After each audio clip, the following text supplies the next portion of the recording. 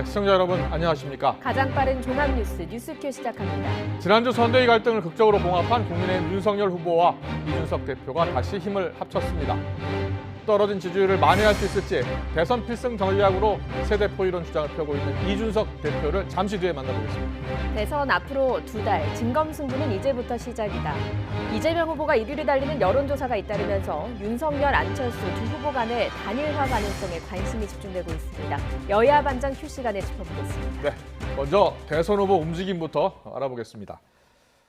더불어민주당 이재명 대선 후보는 조금 전 여성 창업가를 지원하는 기업인들을 만났고 애로사항을 청취하면서 여성 표심 공략에 주력했습니다. 국민의힘 윤석열 후보는 이 후보가 먼저 공약한 경인선 지하화를 자신도 추진하겠다고 맞불을 놓으면서 수도권 표심을 자극했습니다. 이런 가운데 정치권은 때 아닌 멸공 논쟁으로 뜨겁습니다. 취재기자 연결합니다. 권민석 기자. 네, 국회입니다. 네, 민주당 이재명 후보 동작구에 있는 간담회 그 자리에 참석한 거죠? 네, 이재명 후보는 여성 창업가를 지원하는 서울 동작구 스페이스 살림에서 스타트업 대표들과 간담회를 열었습니다. 여성 고용 안정과 경력 단절 예방 콘텐츠 등을 개발하는 여성 기업인들을 만나서 일하는 여성의 고충을 듣고 의견을 교환했습니다. 이 후보는 우리 사회가 평등 사회로 또 일과 가정이 양립할 수 있는 사회로 어떻게 갈 수 있을지 계속 고민해야 한다고 강조했습니다. 그러면서 남성과 여성의 육아 돌봄 책임을 균등하게 해나갈 수 있는 장치도 필요하다고 밝혔습니다. 일과 가정의 양립, 그다음에 직장에서의 차별 문제, 이건 사실 어제 오늘의 일이 아니고 아직도 여전히 남아있는 심각한 문제인 게 분명합니다. 이 문제를 어떻게 합리적으로 완화하고 또 해결해 가면서 평등한 사회로 일과 가정이 양립할 수 있는 사회로 갈 수 있을지를 끊임없이 고민해야 됩니다. 여성가족부 폐지, 병사 월급 200만 원 등 이른바 젠더 갈라치기 공약을 연달아 내놓은 국민의힘 윤석열 후보와 뚜렷한 차별화 행보로 해석되는데요. 윤 후보를 겨냥해선 여가부 폐지와 반대를 넘어서 우리 사회가 더 개선될 수 있는 대안을 많이 얘기해달라고 지적했습니다. 이에 앞서 이 후보는 민주당 선대위를 통해 교육 분야 8대 공약도 발표했습니다. 수능시험에서 사교육 의존도가 높은 초고난도 문항 출제를 없애고 대입 공정성 위원회를 설치해 대학 수시 전형을 모니터링하겠다고 밝혔습니다. 또 민법을 개정해 미성년자가 부모 빚을 대물림하지 않도록 하겠다고도 했습니다. 민주당은 아울러 4차 산업혁명과 관련한 경제산업 분야 전문가 3명을 영입했습니다. IMF 사태를 최초로 예측한 금융전문가 최공필 온더 디지털 금융연구소 소장과 빅데이터 통계 권위자인 이영섭 동국대 교수, 스타트업 창업 지원기업 류선종 대표입니다. 네, 국민의힘 윤석열 후보는 오늘 어떤 일정을 소화하고 있습니까? 네, 윤석열 후보는 오늘 오전 인천역 앞에서 교통 관련 공약을 발표했는데요. 이재명 후보가 먼저 공약한 경인선 지하화와 경인고속도로 지하화를 자신도 추진하겠다고 맞불을 놨습니다. 이렇게 되면 인천을 동서남북으로 차단하는 가림막이 사라져 인천이 하나로 연결된다면서 장기적으로 수십 배 경제적 효과가 있을 거라고 설명했습니다. 경인선은 인천역부터 구로역까지 지하화를 추진하고 경인고속도로의 기점을 남청라 IC까지 연장하여 신월 IC 구간을 지하화하겠습니다. 여기에 수도권 광역 급행철도인 GTX-E 노선을 신설해서 인천부터 서울 도심까지 30분 내 교통망을 구축하겠다고 밝혔습니다. 또 인천에서 처리되는 수도권 생활 쓰레기도 대체 매립지를 반드시 확보해 해결하겠다고 말했습니다. 인천 지역 중소기업을 방문해 애로사항을 청취하고 인천 선대위 출범식에도 참석한 윤 후보는 생활 밀착형 공약도 연달아 발표했습니다. 교통약자를 위한 리프트 설치, 저상버스 도입 확대와 전기차 충전 시설 확대 등 오늘 오전에만 무려 3건을 쏟아냈습니다. 지지율 상승세인 국민의당 안철수 후보는 이재명, 윤석열 두 후보를 싸잡아 비판했습니다.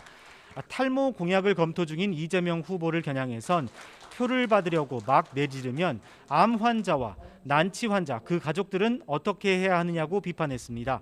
또 병사 월급 200만 원을 공약한 윤 후보에겐 부사관 월급이 200만 원이 안 된다며 부사관과 장교 월급은 어떻게 할 건지 밝히라고 촉구하기도 했습니다. 안 후보는 아울러 윤 후보와 단일화는 생각하지 않는다고 거듭 선을 그었습니다. 정의당 심상정 후보는 오늘 오전 국회에서 기자회견을 열어 이른바 그린노믹스로 경제 구질서와 결별하겠다고 밝혔습니다. 재생에너지 발전, 전기차 산업, 그린 수소 경제 등 5대 녹색 산업 육성을 약속하면서 그린노믹스로 150만 개 일자리 창출을 공약했습니다. 정용진 신세계 부회장이 쏘아올린 이른바 멸공 논란, 여전히 정치권에서 이어지고 있죠. 네, 국민의힘 윤석열 후보가 그제 이마트를 방문해서 멸치와 콩을 구입하면서 멸공 인증에 동참했는데요. 윤 후보는 오늘 기자들과 만난 자리에서 멸공 메시지가 이념을 가르는 것 아니냐는 질문에 자유민주주의 헌법 질서를 반하지 않는 범위 안에선 누구나 의사표현의 자유를 가진다며 문제가 없다고 밝혔습니다. 하지만 이준석 대표는 취재진에게 조금 다른 입장을 내비쳤습니다.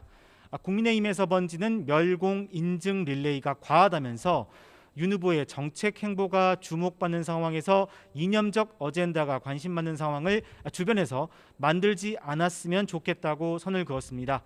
민주당은 국민의힘과 윤석열 후보를 향해 맹공을 가했습니다. 송영길 대표는 선대위 세대공감위원회 발대식에서 선대위 개편이란 미명하에 김종인 전 위원장을 쫓아낸 윤석열 선대위가 일배놀이를 하고 있다고 일갈했습니다.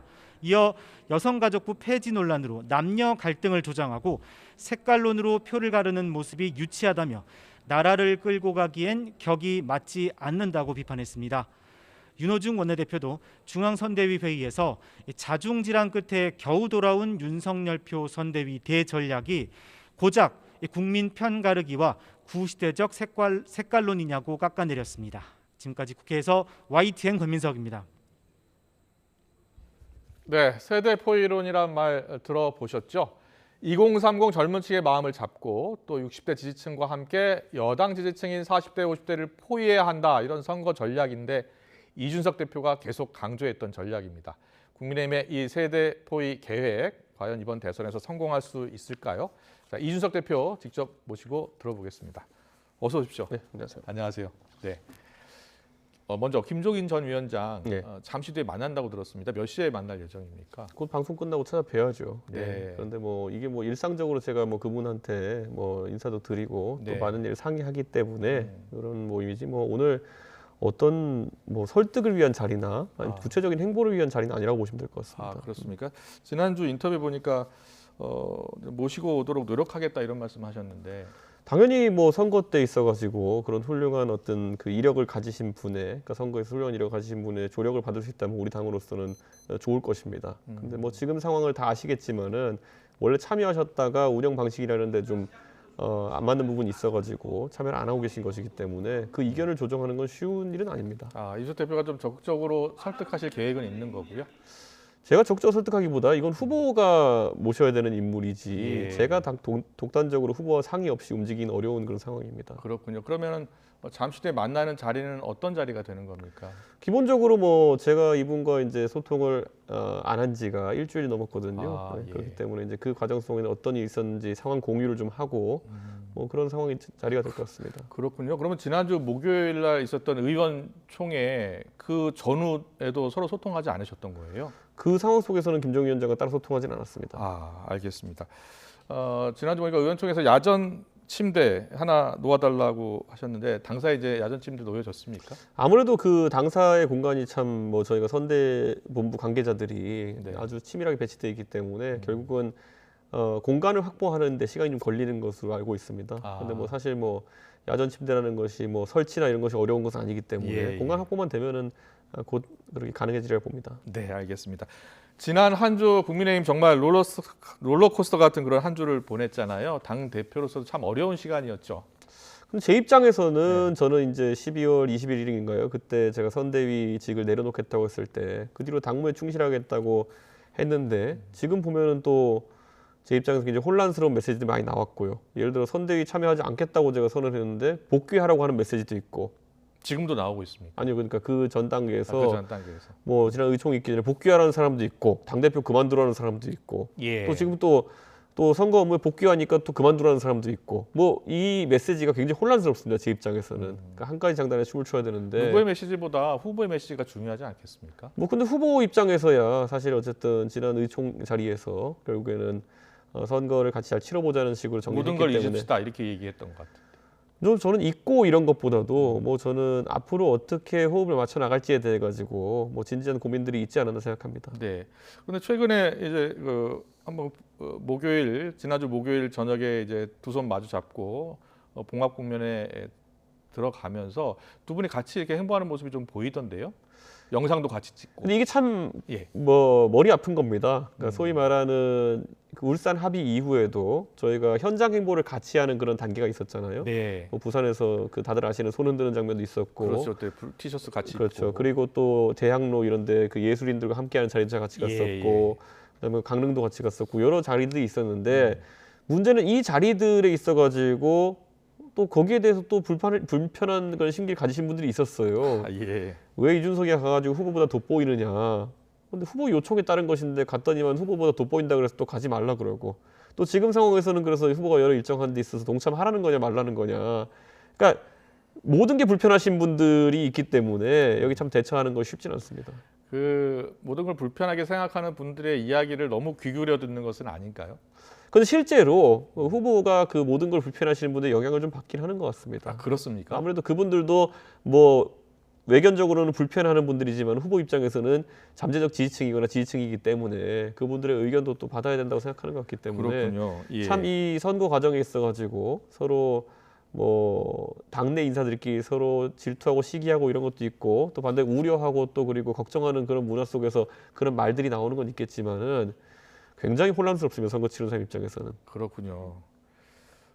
생각보다 역시 화학적 결합을 이루기까지는 좀 더 시간이 필요해 보이는데요. 제가 항상 이야기하지만 선거 과정에 있어서 후보와 저와 직접 얘기했을 때는 어떤 불편한 지점도 없습니다. 그렇군요. 예. 그러면 윤핵관이라고 이른바 하는 그런 분들이 아직도 적극적으로 활동을 하고 있는 겁니다. 이건 딱히 윤핵관 문제는 아닌 것 같고요. 그럼요. 그러니까 보수층이 이제 지난 오세훈 서울시장 선거 이후로 전통적 지지층에 더해가지고 그에 못지않은 큰 덩어리의 젊은 지지층이 생겼거든요. 예. 이 둘 간에 이제 생각의 차이가 좀 있는 것 같습니다. 아, 사실 이 둘이 조화롭게 결합했을 때 아까 언급되었던 세대 포이론이라는 예, 걸 예. 동작하는 것이거든요. 이게 세대 포이론을 이야기하면 어떤 분들은 오해하시는 것이 그럼 중간에 40대, 50대는 빼자는 거냐 이렇게 말씀하시는 분이 있는데 예. 이 세대 포이론이라는 게 20대, 30대와 50대 후반 이상의 조합으로 이루어진 이유 자체가 애초에 이게 가족으로 보통 형성되는 단위입니다. 그렇죠. 20, 30년 정도의 세대 격차를 예, 가지고 예. 그래서 이 양쪽 세대가 결합하게 되면은 요즘 같은 경우에는 코로나기 때문에 굉장히 뭐 다른 자리에서 정치적 의견을 소통할 자리 많지 않습니다. 막년회 같은 것도 안 했고 그렇기 때문에 그런데 가족 단톡방 같은 곳들이 굉장히 정치적 그런 아이디어 전파에 중요한 공간이 됩니다. 네. 그런데 예를 들어 20대와 30대와 그리고 그 부모 세대가 같이 같은 단톡방에서 우리 후보를 공통으로 지원할 수 있는 상황이 된다면은 굉장히 강한 결합력을 보이기 때문에 이 세대 포이론이라는 것이 사실 강한 힘을 발휘할 수 있는 것이죠. 지난 재보궐선거 때도 그 2030 세대가 적극적인 역할을 했다고 보세요? 그러니까 기본적으로 지난 보궐선거의 특징은 그 전까지 보수 진영이 치렀던 승리했던 선거와는 다르게 2030 세대가 먼저 오세훈 후보의 어쨌든 그런 좀 전향적이고 진취적인 정책 그리고 또 젊은 정책들에 반응해가지고 강한 지지세가 구축되고 그들이 실제로 그들의 부모 세대를 설득하는 과정이 있었습니다. 그게 아까 말했던 단톡방이라든지 코로나 예, 환경 속에서 다른 의견 전파 경로보다는 커뮤니티 사이트나 아니면 단톡방 등에서 의견 전파가 이루어졌거든요. 그 모델이 제가 치렀던 전당대회에서도 그대로 동작했습니다. 그랬군요. 저도 선거 예. 치르는 과정 중에서 뭐 많은 당원들도 젊은 당원 가입했지만은 저한테 문자나 아니면 그 SNS 메시지로 왔던 많은 내용이 보면은 부모를 설득하고 있다. 부모가 부모를 설득했다. 부모가 관심을 갖기 시작했다. 뭐 이런 것들을 그러니까 적극적인 전파 행위를 했던 것이거든요. 그랬군요. 그래서 저는 예. 이번 선거에서도 우리 후보가 2030 세대에서 확고한 지지를 구축하는 순간부터 굉장히 작은 단위의 단톡방이나 이런 것들부터 그 부모 세대를 설득하기 위한 노력이 굉장히 가속화될 거라 보입니다. 그랬군요. 그러면 지난 재보궐선거 그리고 당대표 경선까지 이어졌는데 그럼 대선까지 그게 이어져야 되는데 최근 상황을 보면 2030 젊은층 지지율을 윤석열 후보가 제대로 흡수하지 못하고 있는 것으로 나타나고 있거든요. 아무래도 우리 후보도 처음에 후보에 선출된 직후에는 상당히 견고한 젊은 세대 지지층을 예, 갖고 예. 있었습니다. 그것은 그때까지 당세가 저희가 젊은 층에서 많이 확장됐기 때문에 후보에게 이전된 지지율이 많았었겠죠. 그런데 후보가 그 뒤에 뭐 후보의 선거 컨셉이 매머드 선대위였다 보니까 네. 상당히 다양한 분들 영입했고요.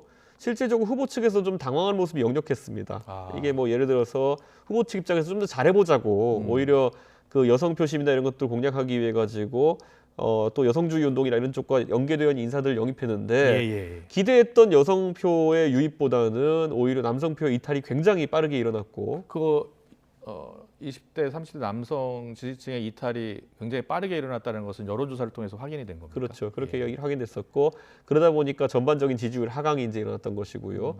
그 선대위 그 당시 관계자들이 저한테 물어보더라고요.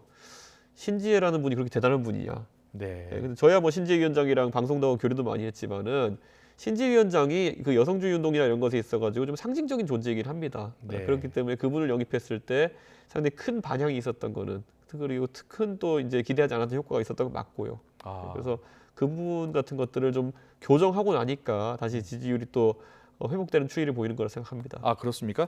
이준석 대표께서 60일이면 충분하다 이런 이야기 하셨고 TK 지역 득표율보다 20대 세대 득표율이 더 높은 결과를 받아드는 것이 목표다 이렇게 이야기하셨는데 최근에 어떤 변화의 움직임이 좀 보입니까? 기본적으로 저는 지난 주말 동안에 그 온라인 공간에서 우리 후보가 발표한 공약에 대해 가지고 굉장히 열띤 토론이 있었고 그리고 예. 상당한 지지세가 형성되었다 이렇게 보고 있습니다. 그리고 그렇군요. 이것들이 예. 오늘부터 아마 그 젊은 세대가 다니는 직장이라든지 아니면 여러 공간에서 다른 사람과 토론을 하면서 더 이제 강도가 강해질 것이다 이렇게 예. 봅니다. 그래서 아마 오늘 회사에 출근하신 분들 점심시간에 이런 우리 후보의 공약이나 이런 새로운 변화의 모습 같은 것으로 대화를 많이 했을 것이라고 저는 생각합니다. 예, 그 여성가족부 폐지 이 이야기는 윤석열 후보와 상의를 한 겁니까? 기본적으로 여성가족부 폐지라고 하는 것은 저희 당이 지난 6월 이후로 꾸준히 당의 전략 중에 하나로 언급해왔던 것이기 때문에 예. 당내 구성원들 중에서 큰 이견은 없습니다. 그렇기 때문에 그렇군요. 윤석열 예. 후보도 여기에 대해서 제가 구체적으로 이걸 해라, 이걸 해주십시오 이렇게 제가 부탁하거나 요청할 그런 상황은 아니었고요. 네. 다만 아까 말했던 것처럼 최근에 영입되었던 인사들로 인해 생겼던 오해들이 이번에 선대위를 발전적 해체를 하면서 사실상 이런 메시지 낼 수 있는 환경이 되었다 이렇게 보시면 될 것 같습니다. 그렇군요. 그럼 여성가족부 폐지 이 공약이 2030 젊은 층의 지지를 다시 찾아오는데 도움이 될 것으로 보시는 거군요. 저는 여성가족부 폐지라는 그 하나의 것보다도 우리 후보가 지난 주말쯤부터 금요일부터 이제 보여주기 시작한 아주 달라진 모습, 공약의 속도감이라든지 예. 아니면 민생과 밀착되는 이제 소위 쇼츠 공약이라고 얘기하는 그런 네네. 공약들을 발표하기 시작한 것들이라든지 선거의 컨셉이 완전 바뀌었습니다. 예. 제가 예전부터 우리 후보에 대해서 아쉬운 점은 있고 정치를 처음 하다 보니까 미숙한 부분은 있지만은 우리 후보는 학습 능력이 굉장히 빠른 후보이다라고 제가 이제 말한 적이 있거든요. 예. 실제로 우리 후보가 그런 선대위 재구성 또는 그 발전적 해체를 통해 가지고 본인의 어쨌든 스타일을 살려가지고 굉장히 강하고 또 선명한 메시지를 낼 수 있는 환경이 마련되었기 때문에 저는 유권자들께서 지금까지 우리 후보에게 다소 실망한 부분이 있었다면 극복할 수 있을 거라 봅니다. 알겠습니다. 그 보니까 병사 월급 200만 원 공약 이것도 좀 같이 공유했었던 생각입니까? 기본적으로 이 부분은 오히려 저보다도 후보의 의중이 많이 들어간 부분입니다. 예. 그래서 200만 원이라고 한다면은 사실 200만 원이라는 수치가 사실은 눈길을 끄긴 하지만은 네네. 최저임금 수준을 보장하겠다라고 생각하시면 됩니다. 아. 그렇기 때문에 사실 병역이라고 하는 것이 오히려 굉장히 열악한 환경 속에서도 국가를 위해 봉사하는 그런 의무 복무인데 그것에 대해 가지고 어떤 이런 거죠. 결국에는 1년 반 정도 가까운 기간 동안에 본인이 가장 자유롭고 창의적인 시기에 국가와 어떤 공동체를 위해 봉사하는 것이기 때문에 나중에 그들이 전역한 뒤에도 다시 또 어떤 그 뭐랄까 생활 자금이라는 게 부족해가지고 예. 아르바이트를 해야 되고 또 다시 노력하면서 시간을 보내는 것보다는 군 복무를 하면서 축적된 자금을 통해 가지고 바로 본인의 자유와 창의를 실현할 수 있는 환경을 만드는 것이 중요하다 이런 관점에서 설계된 공약이고 실제로 당에서 이런 것들을 위해 가지고 예산 아니라 이런 걸 조정해서 충분히 그에 따라 소요되는 재원 등을 마련할 수 있다는 판단을 했기 때문에 예. 저희가 당 차원에서 원내 지도부도 그렇고 저도 당대표로서 지원하려고 하는 공약입니다. 그렇군요. 그 안철수 후보는 그러면 부사관들 또 장교들도 있는데 그분들 역시 좀 월급을 더 받아야 되는 거 아니냐. 당연히 부사관과 장교들, 특히 위관급 장교들 같은 경우에는 예. 지금까지 그 좀 임금 수준이 낮았던 것, 그것은 조정할 필요가 있겠죠. 예. 근데 그걸 당연히 가정하고 하는 것이고 의무 복무를 하는 분들에게도 의무 복무일 뿐이지 사실 최저임금 이상을 보장해야 되는 것은 당연한 것입니다. 네, 이게 예산 확보라든지 이게 가능하겠습니까? 어떻게 보세요? 예. 기본적으로 이렇게 생각합니다. 결국에는 이 돈이라고 하는 것은 우리가 예를 들어 지금 적게는 한 5조 원 정도에서 많게는 7조 원까지 추계되고 있는데 예, 예. 이 연간 예산이라고 하는 것은 결국 젊은 층의 그 군 복무 이후에 본인의 미래와 본인의 나중에 자유적 창의를 위해 가지고 다시 사회로 다시 투자되고 또 다시 사회에 사용될 금액입니다. 예, 예. 그러니까 오히려 코로나 재난지원금 같은 것이 경제 순환 효과가 있다고 말씀하시는 분들은 오히려 젊은 세대에게 우리가 투자하는 비용이 상당한 선순환 효과가 있을 것이다.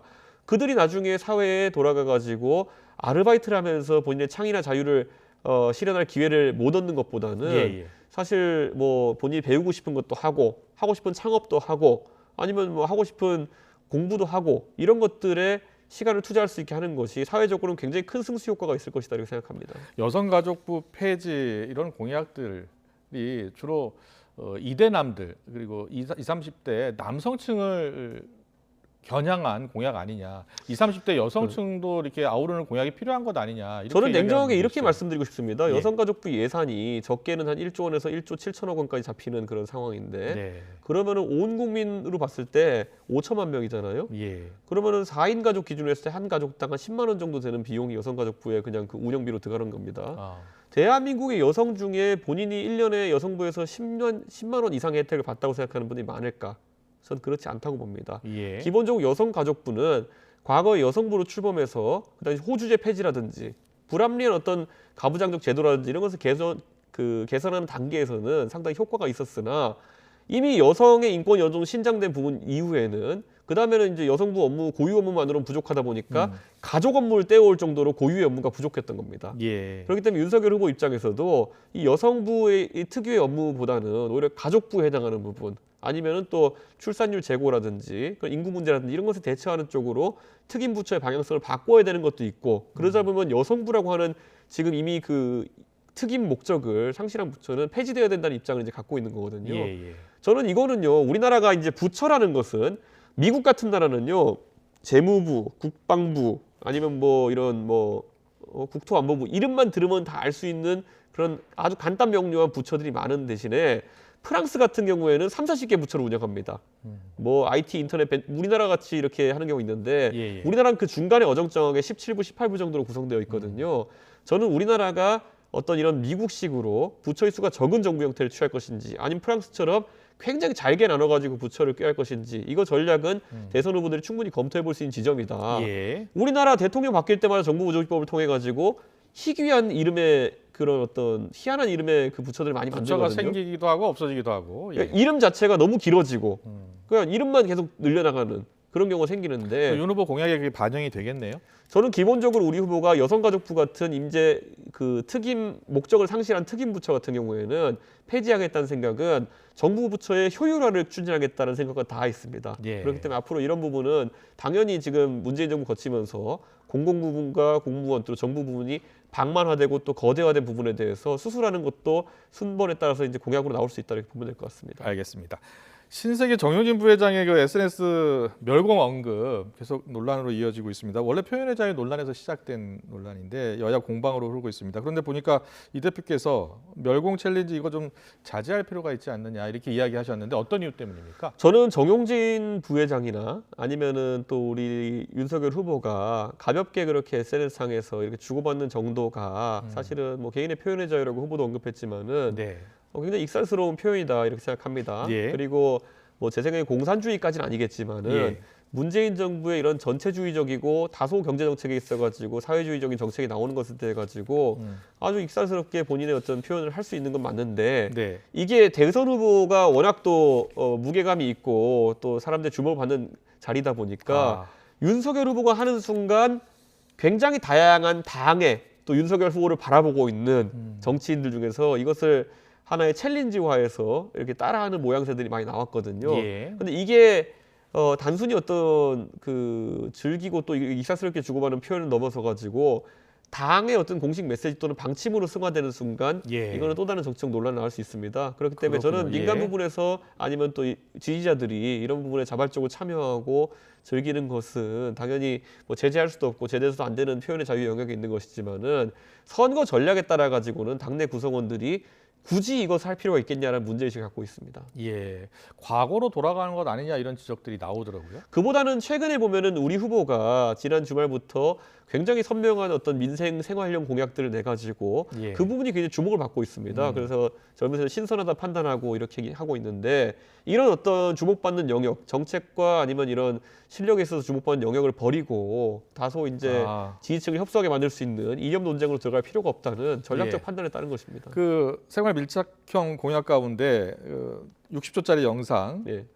거기 보니까 전기차 전기료 5년 뭐 동결? 예. 예, 이거 이 대표 아이디어입니까? 뭐 원희룡 그 본부장도 원희룡 전기차를 저랑 동일한 모델을 타고 다니는 분입니다. 아, 근데 그렇군요. 이 전기차라고 하면은 지금 화면 나오고 있는데요. 기본적으로 그 차값이 비쌉니다. 네. 차값이 내연기관 차에 비해서 2배 이상 5천만 비싼 원 게 이상 많거든요. 하죠. 예, 그래서 예. 보조금도 있고 한 것인데 하지만 그 차값을 상쇄하는 것이 낮은 연료비이기 때문에 많은 분들이 또 전기차에 또 선제적으로 또 이제 구매를 하고 이런 분들이 있는데 이 격차가 줄어들면 줄어들수록 그래서 연료비 격차가 줄어들면 줄어들수록 전기차 구입의 동인이 좀 약해질 수 있습니다. 예, 예, 그럼 예. 우리가 지금 사회적으로 가져가고 있는 저탄소라든지 환경을 위한 여러 어떤 변화라든지 이런 것이 위축될 수 있고 특히 자동차 산업에 있어가지고 그런 어떤 우리나라가 그래도 세계적으로 선도하고 있는 전기차 분야에서의 경쟁력을 좀 상실할 수가 있습니다. 예. 그렇기 때문에 그런 차원에서라도 지금 이게 원래 할인 조치가 있었다가 할인 조치를 조금씩 없애가는 과정이거든요. 할인 조치를 좀 더 길게 가져가는 것이 좋겠다 이런 생각을 하고 있습니다. 지금 저 영상을 언제 만든 거예요? 지난 주말에 저희가 이제 만들었었고요. 토요일, 예, 예. 금요일, 예. 그래서 뭐 원희룡 후보도 원희룡 지사도 네. 저희가 굉장히 당내에서 젊은 생각으로 예, 각광받는 분위기 때문에 저희가 마음이 맞아서 또 후보 상의해서 이런 것들을 진행하게 되었습니다. 알겠습니다. 요새 생활 밀착형 공약들 많이 나와요. 이재명 후보도 뭐 탈모약 건보료 적용도 나오고 오늘은 수능 초고난도 문항 없애겠다 이런 공약도 냈습니다. 이런 생활 밀착형이라고 봐야 될까요? 아니면 너무 세세한 공약이라고 해야 될까요? 어떻게 보세요? 수능의 어려운 문항을 없앤다는 것이 저는 어떤 의미인지 초고난도 문항을 좀 없애겠다. 들어도 이렇게. 모르겠습니다. 저는 사실 초고난도 문항을 넣을 수밖에 없는 부분은 변별력에 따른 것일 텐데 변별력을 없애는 것이 누구에게 득이 되는 것이냐에 대해 가지고는 글쎄요. 저는 저 문구만 봐가지고는 네. 저게 생활 밀착형 공약이냐라는 의문을 갖게 합니다. 네. 근데 이번 대선에서 어떻게 생각하세요? 좀 거대 담론 같은 거 있지 않습니까? 뭐 과거에 보면은 뭐 행정수도 이전 옮기는 것도 있고 또 뭐 소득주도 성장론도 있었고 그런 거대 담론이 지금 빠진 것 같거든요. 저희도 그래서 내일 후보가 네. 그 실제로 본인의 비전을 기자들에게 알리고 또 내일이요? 국민과 소통하는 그런 기회를 갖게 되어 있거든요. 네. 그 과정에서 저도 이제 뭐 몇 가지 그 예시 이제 공약들을 들은 것이 있지만은 예. 방금 전 진행자께서 말씀하신 것 같은 지금 나오는 소소한 공약들보다는 네. 조금 더 거대 담론들, 국가 경영의 비전에 대한 부분도 포함되어 있습니다. 그렇군요. 예. 알겠습니다.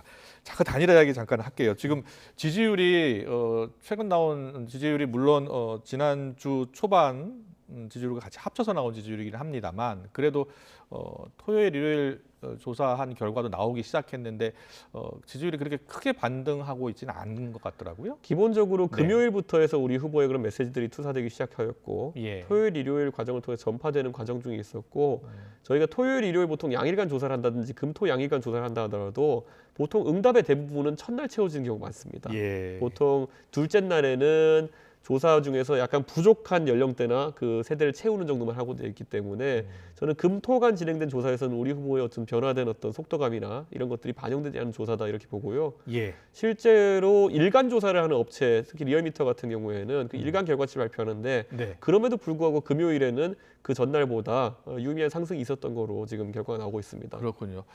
대부분 전문가들이 설 전에 이 형성된 지지율이 상당히 중요하다 이렇게 보더라고요. 이 대표님도 그렇게 보세요? 저도 그렇게 보고 있고 사실 예. 우리 후보가 지금까지 상당히 뭐 비대한 선대위라든지 이런 것에 있어가지고 본인이 속도감을 발휘할 수 없는 상황이 있었다면은 지난 주말부터는 확연히 달라졌기 때문에 충분히 상승 기가 오고 있다 이렇게 생각합니다. 그렇군요. 최근에 안철수 후보의 지지율이 반등하면서 상승하면서 누구로 단일화하는 게 야권 단일화하는 게 좋겠냐라고 하면 지금 나오고 있습니다만 안철수 후보로 하는 게 더 낫다라는 의견이 더 많은 것 같아요. 저건 기본적으로 국민 전체층을 놓고 이제 했을 때 그런 조사 결과가 나오는 것이고요. 그 정권 교체를 바라는 층에서 이제 지지를 조사했을 때는 저것과 다른 결과가 나오는 것으로 알고 있습니다. 네. 그렇기 때문에 조사 방식에 따른 이제 차이인 것이고 기본적으로 안철수 대표에게 이전된 많은 지지율이 원래 우리 후보가 젊은 세대에 갖고 있던 지지율이 이전된 부분이 있거든요. 예. 때문에 이제 우리 후보가 젊은 세대에 주력하고 또 소통하려는 행보를 보이면서 당연히 원래 우리 후보를 지지했던 지지층이 다시 돌아올 것이라고 저희는 보고 있습니다. 그렇군요. 만약에 이 설 연휴 직전까지도 윤석열 후보 지지율이 회복하지 못한다면 과거 한두 달 전으로 회복하지 못한다면 설 연휴 끝난 후에는 단일화 이야기를 해야 될 거라고 보십니까? 기본적으로 단일화는 이렇게 보시면 됩니다. 예. 과거에 우리가 성공했던 단일화들을 보면은 거의 공동 정부 수준이었지만 DJP 연대 같은 경우에는 기본적으로 그 당시 지역 정치 기반이 중요한 상황 속에서 호남권과 그다음에 충청권이니까 충돌이 없이 덧셈이 되는 상황에서 그게 가능했던 것이고요. 사실 아까 말했던 것처럼 지금 안철수 후보가 가지고 있는 최근에 올라간 지지율이라는 거는 원래 우리 윤석열 후보가 갖고 있던 지지율이었습니다. 그렇기 때문에 우리 윤석열 후보가 안철수 후보가 단일화했을 때 우리 후보가 실어가지고 이전된 지지율이라면은 단일화해도 다시 넘어오기 어렵습니다. 그렇기 때문에 유일한 방법은 단일화를 하든 안 하든 우리 후보가 다시 젊은 세대에게 소구력을 가질 수 있는 형태로 선거운동을 진행하고 당 차원에서도 조력을 하는 것이 맞다 이렇게 봅니다. 그래서 안철수 후보가 가진 젊은 지지율이 다시 윤석열 후보에게 이전이 된다고 한다면은 그때는 단일화를 할 이유 자체가 없어지는 것이기 때문에 단일화에 앞서서 저희가 당 차원에서 고민해야 되는 것은 다시 한번 우리 윤석열 후보가 젊은 세대의 지지층을 굳건히 구축할 수 있는 계기를 만드는 것에 있다 이렇게 봅니다. 그렇군요. 세대포의 전략 그리고 선대의 개편 그리고 선거운동도 지금 방향이 바뀌고 있다라고 이야기해 주셨는데 그렇다면 의미 있는 지지율의 상승은 언제쯤 나타날 것을 보고 계세요? 저는 기본적으로 아까 말씀드린 것처럼 오늘부터 아마 직장에서도 아마 여러 단위에서도 이런 우리 후보의 변화된 모습에 대한 논의들이 각자 이어지고 있을 겁니다. 그래서 지난주 금요일에 이제 살짝 올랐던 지지율, 일부 조사에 올랐던 지지율을 넘어서 아마 이번 주 초부터 조사가 진행되고 수요일쯤부터 수요일을 조사 기간으로 넣는 조사부터 아마 좀 변화가 나오지 않을까 생각합니다. 알겠습니다. TV 토론 질문 하나 드릴게요. TV 토론 이제 적극적으로 할 필요가 있다. 윤 후보의 입장이 좀 바뀐 것 같거든요. 언제부터 본격적으로 TV 토론 시작될 것 같습니다. 기본적으로 우리 후보가 TV 토론에 있어가지고 다만 이제 이재명 후보가 주제를 어떻게 설정할 것이냐에 대해 가지고 가장 최근에 현안으로 중요하게 다뤄질 수 있는 부동산이라든지 대장동 관련해 가지고는 우리 후보는 언제든지 토론에 임할 의도가 있습니다. 그리고 뭐 예를 들어서 오늘도 여러 보도가 나왔지만은 대장동권 관련해 가지고는 이재명 후보가 실질적으로 의사결정 단계에서 아주 매우 중요한 개입을 했다는 지금 보도도 나오고 있거든요. 그렇기 때문에 저는 그런 것들을 검증하기 위해서라도 TV 토론이나 이런 것들을 하는 것에는 찬성입니다. 네, 알겠습니다. 네, 오늘 이준석 대표와 여러 정치 이슈 현안에 대해서 짚어봤습니다. 오늘 말씀 잘 들었습니다. 고맙습니다.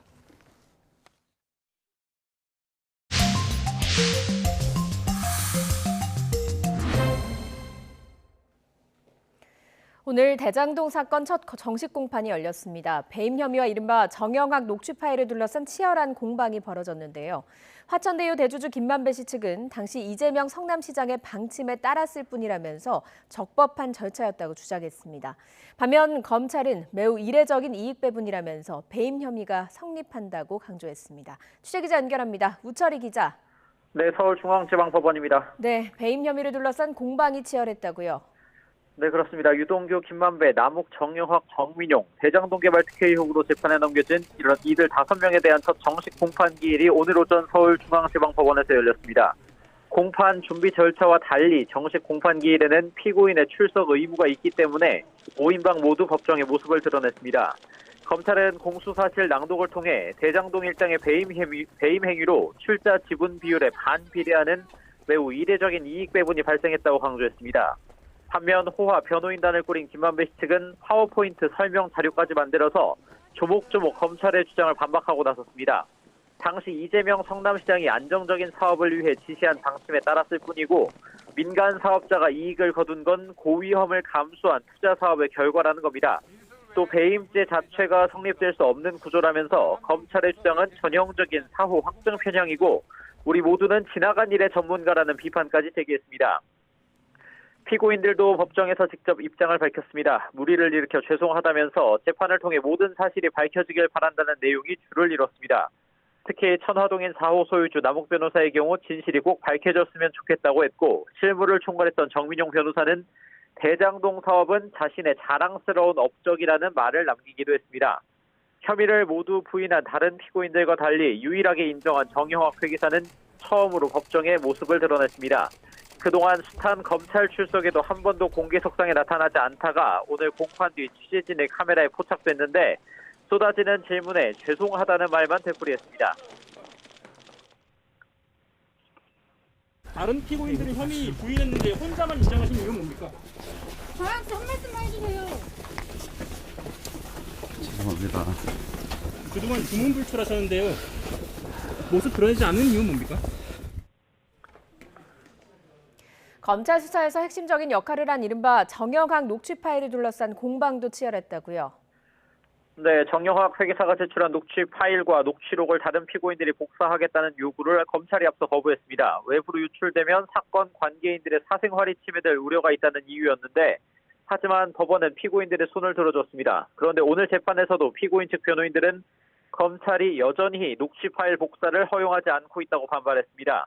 또 검찰이 확보한 녹취 파일이 원본과 동일한지도 확인해야 한다고 주장하는 등 증거 능력에 대해서도 의문을 나타냈습니다. 재판부도 복사 거부는 있을 수 없는 일이라면서 서둘러 복사해 주라고 검찰을 압박했습니다. 이에 검찰은 복사를 거부한 적이 없다면서도 유출 방지를 위해 복제가 방지되는 저장 장치가 필요하다는 입장을 밝히기도 했습니다.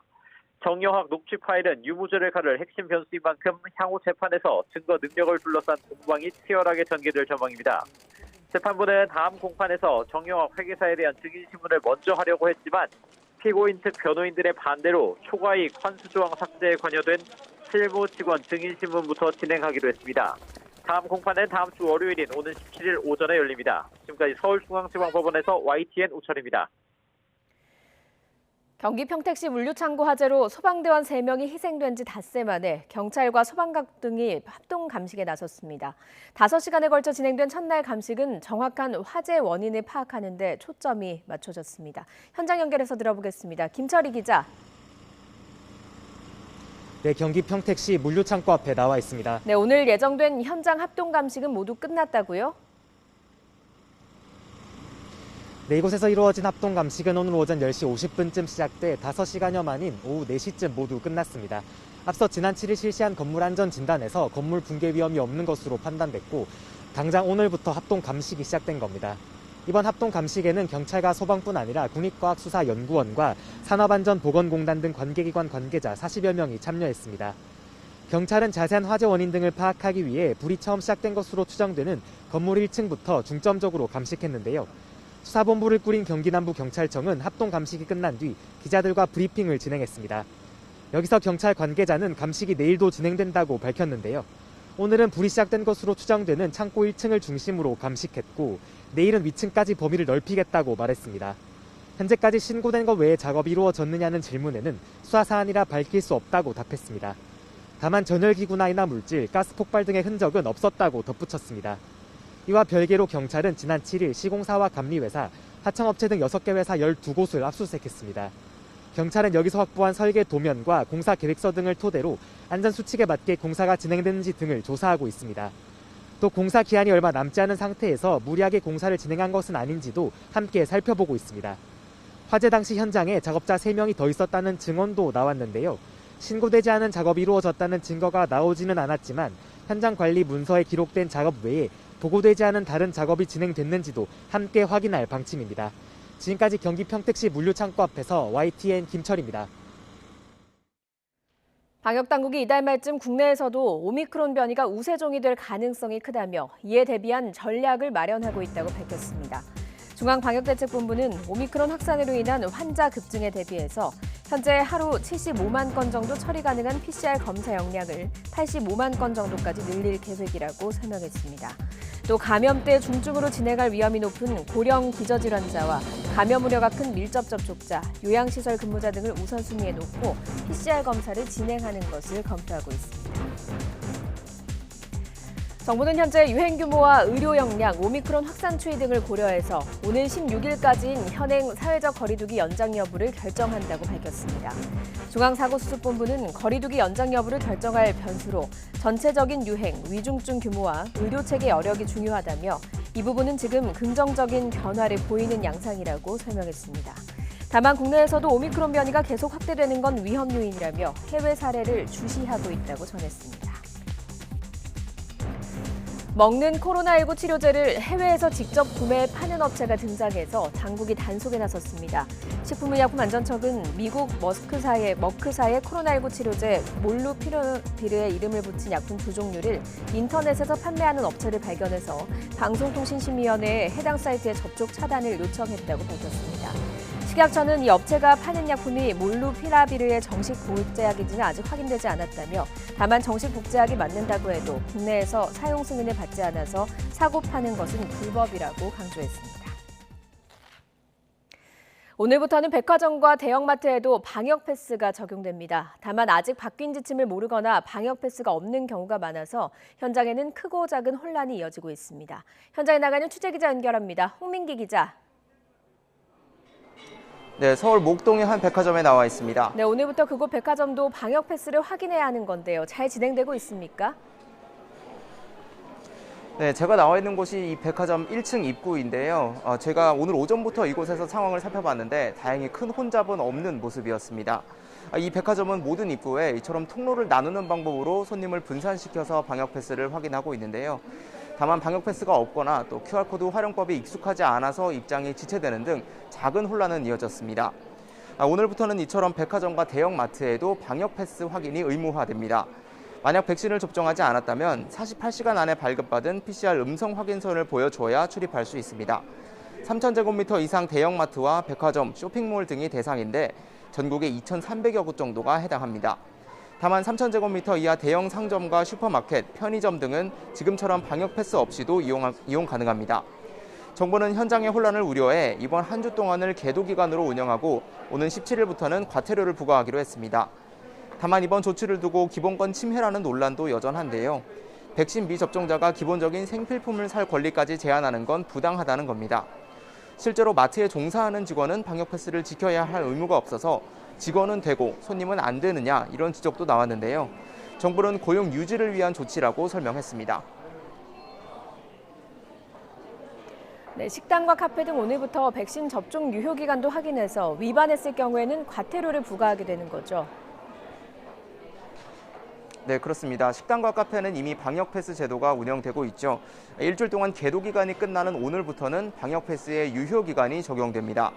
2차 접종 후 14일이 지난 날부터 6개월, 그러니까 180일이 지난 사람은 방역 패스의 효력이 사라집니다. 효력이 지난 방역 패스로 시설을 이용할 경우 개인은 10만 원, 시설 운영자는 최대 300만 원에 달하는 과태료를 물 수 있습니다. 방역 패스 유효 기간이 지난 사람은 34만 3천여 명으로 집계되는데요. 이럴 경우 백신을 추가 접종해야 유효 기간을 6개월 늘릴 수 있습니다. 지금까지 서울 목동에 있는 한 백화점에서 YTN 홍민기입니다.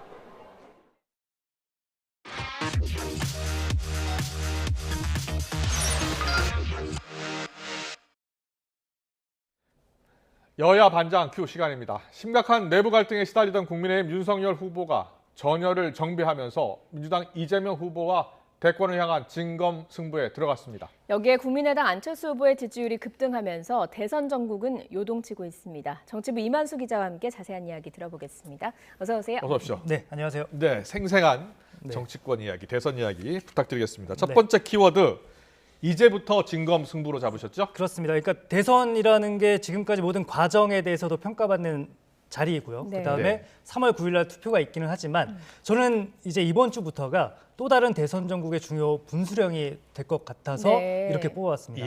지금까지 보면은 사실은 국민의힘 같은 경우에 지난주 상황 다 지켜보셨잖아요. 그야말로 요동치고 있었고 내부 갈등이 수습이 되지 않으면서 제대로 된 경쟁을 하기는 사실은 쉽지는 않은 상황이었습니다. 그렇죠. 그러니까 김종인 위원장이 사퇴를 했고 또 의원총회에서 이준석 대표 사퇴 압박까지 있었고요. 그랬었죠. 그리고 아직도 사실은 잔불이 다 꺼진 것 같지는 않아요. 그렇기 때문에 조금 전에 이준석 대표가 출연을 해서 저희 방송 마치는 대로 가서 김종인 전 위원장 만나보겠다 이렇게 이야기를 그렇습니다. 했잖아요. 그렇기 때문에 국민의힘이 내부 전열을 정비한 지금부터가 어떻게 보면은 내년 3월 9일 대선으로 가는 또 다른 중요 분수령이 될 것이다. 이렇게 저는 보고 있습니다. 알겠습니다. 국민의힘이 갈등 국면에 있는 동안 민주당의 움직임도 좀 안심하는 듯하면서 좀 바빴잖아요. 어땠습니까? 그렇습니다. 그러니까 지난 한 주나 이렇게 지켜보면은 국민의힘의 내부 분열 상황을 지켜보면서 한편으로는 뭐 미소가 지어졌을 법도 한데 일단은 그 대비 전략을 많이 쓴 것 같아요. 그러니까 내부 갈등이 심하니까 이재명 민주당 후보가 광주에서 이낙연 전 대표 만나서 보란 듯이 원팀 행보를 했었잖아요. 그런 것들이 사실은 대부분이 다 그 어떻게 보면은 국민의힘에 대비되는 그런 전략이라고 볼 수 있을 것 같고요. 또 다음에는 선대위도 2차 쇄신에 나섰어요. 선대위 인원 30% 서울에 있지 말고 선대위 캠프 사무실에 있지 말고 전부 다 지방으로 보내겠다. 지역과 현장에 파견하겠다. 이렇게 2차 혁신안 내놨고요. 이런 것들을 보면은 그러니까 그 국민의힘의 내부 갈등에 대한 대비 전략, 차별화 전략을 써왔다고 보시면 될 것 같습니다. 그렇군요. 그리고 최근 보면 국민의힘이 이 선대위 갈등 이제 막 수습 단계지만 그 전에 너무 많은 혼란을 겪었잖아요. 그러면서 안철수 후보의 지지율이 급등하지 않았습니까? 그렇습니다. 뭐 조금 전에도 말씀드렸다시피 안철수 후보 15%, 마의 15%라고 하거든요. 그 15%를 돌파를 했다는 지지율이 속속 나오고 있습니다. 지금 그래프 나가고 있는데요. 지금 뭐 전체적인 여론조사 보면은 이재명 후보가 제일 앞서고 있는 걸로 맞고요. 윤석열 후보, 그다음에 안철수 후보인데 안철수 후보가 15%를 넘었어요. 그러니까 15%를 넘어서면은 대선에 나갔을 때 선거 비용을 전액 다 보전받을 수 있다고 합니다. 그렇기 때문에 단일화뿐만이 아니라 완주할 가능성도 생기는 거고요. 어떻게 보면은 대선 전체 판을 놓고 보면은 그만큼 대선의 역동성이 커졌다라고도 볼 수 있을 것 같습니다. 단일화 관련된 이야기는 뒷부분에서 조금 더 자세히 알겠습니다. 진검승부가 시작된 첫 주입니다. 오늘 여야 후보들 어떤 일정을 좀 소화하고 있습니까? 그 민주당 이재명 후보 오늘 여심 공략, 그러니까 여성표 공략에 나섰고요. 그 여성 스타트업 대표들과 간담회 가졌다고 합니다. 국민의힘 윤석열 후보가 여성가족부 폐지 이야기를 해서 대비되는 전략으로도 볼 수 있겠는데요. 근데 물론 이제 선대위 쪽에서는 그 후보 일정 같은 경우에는 미리미리 잡는다고 하기 때문에 딱 그거를 노린 그 오늘 행보로 보기는 뭐 또 그만큼의 여지가 남아 있다고 볼 수 있을 것 같고요. 윤석열 후보는 오늘 인천에 다녀왔습니다. 인천에서 토론회 주관했고요. 또 인천 선대위 출범식에도 참석을 했습니다. 그리고 그 경인선 있잖아요. 경인 고속도로 그 부분을 지하화해서 주택 공급하겠다. 사실은 이제 이재명 후보와 조금 비슷한 공약이기도 한데요. 알겠습니다. 두 번째 키워드 볼까요? 대선 전국 덮친 멸공 대 공멸 이렇게 잡았습니다. 어떤 내용입니까? 그 갑자기 뭐 다들 이제 많이 아실 것 같은데 대선 전국에서 멸공 또 공멸, 그러니까 그 멸공 하면은 무슨 뜻이냐면은 공산주의자를 멸하겠다, 공산주의를 멸하겠다 이런 뜻인데요.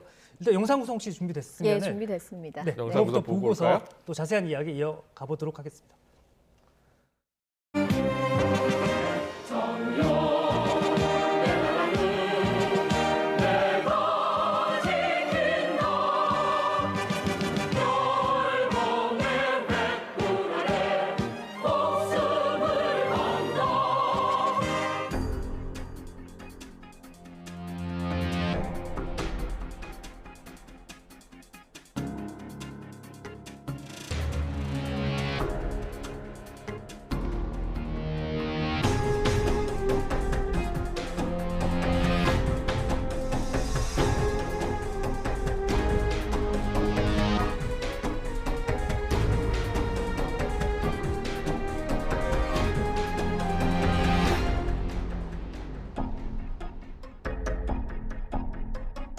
가서 집 가까운 마트에 가서 필요한 물건을 산 겁니다.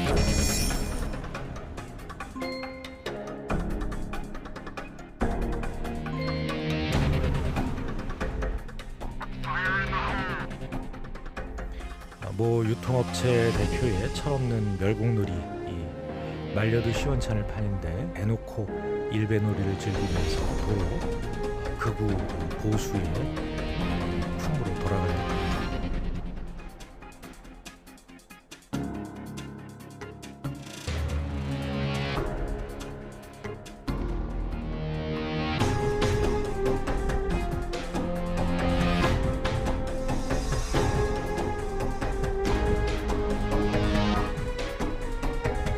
멸치 육수를 많이 내서 먹기 때문에 멸치 자주 사는 편이고요. 그리고 아침에 그 콩국 같은 거 해놨다가 많이 먹기 때문에 콩도 늘 사는 품목 중에 하나입니다. 저 표현의 자유로서 다 보장하고 있는 것이기 때문에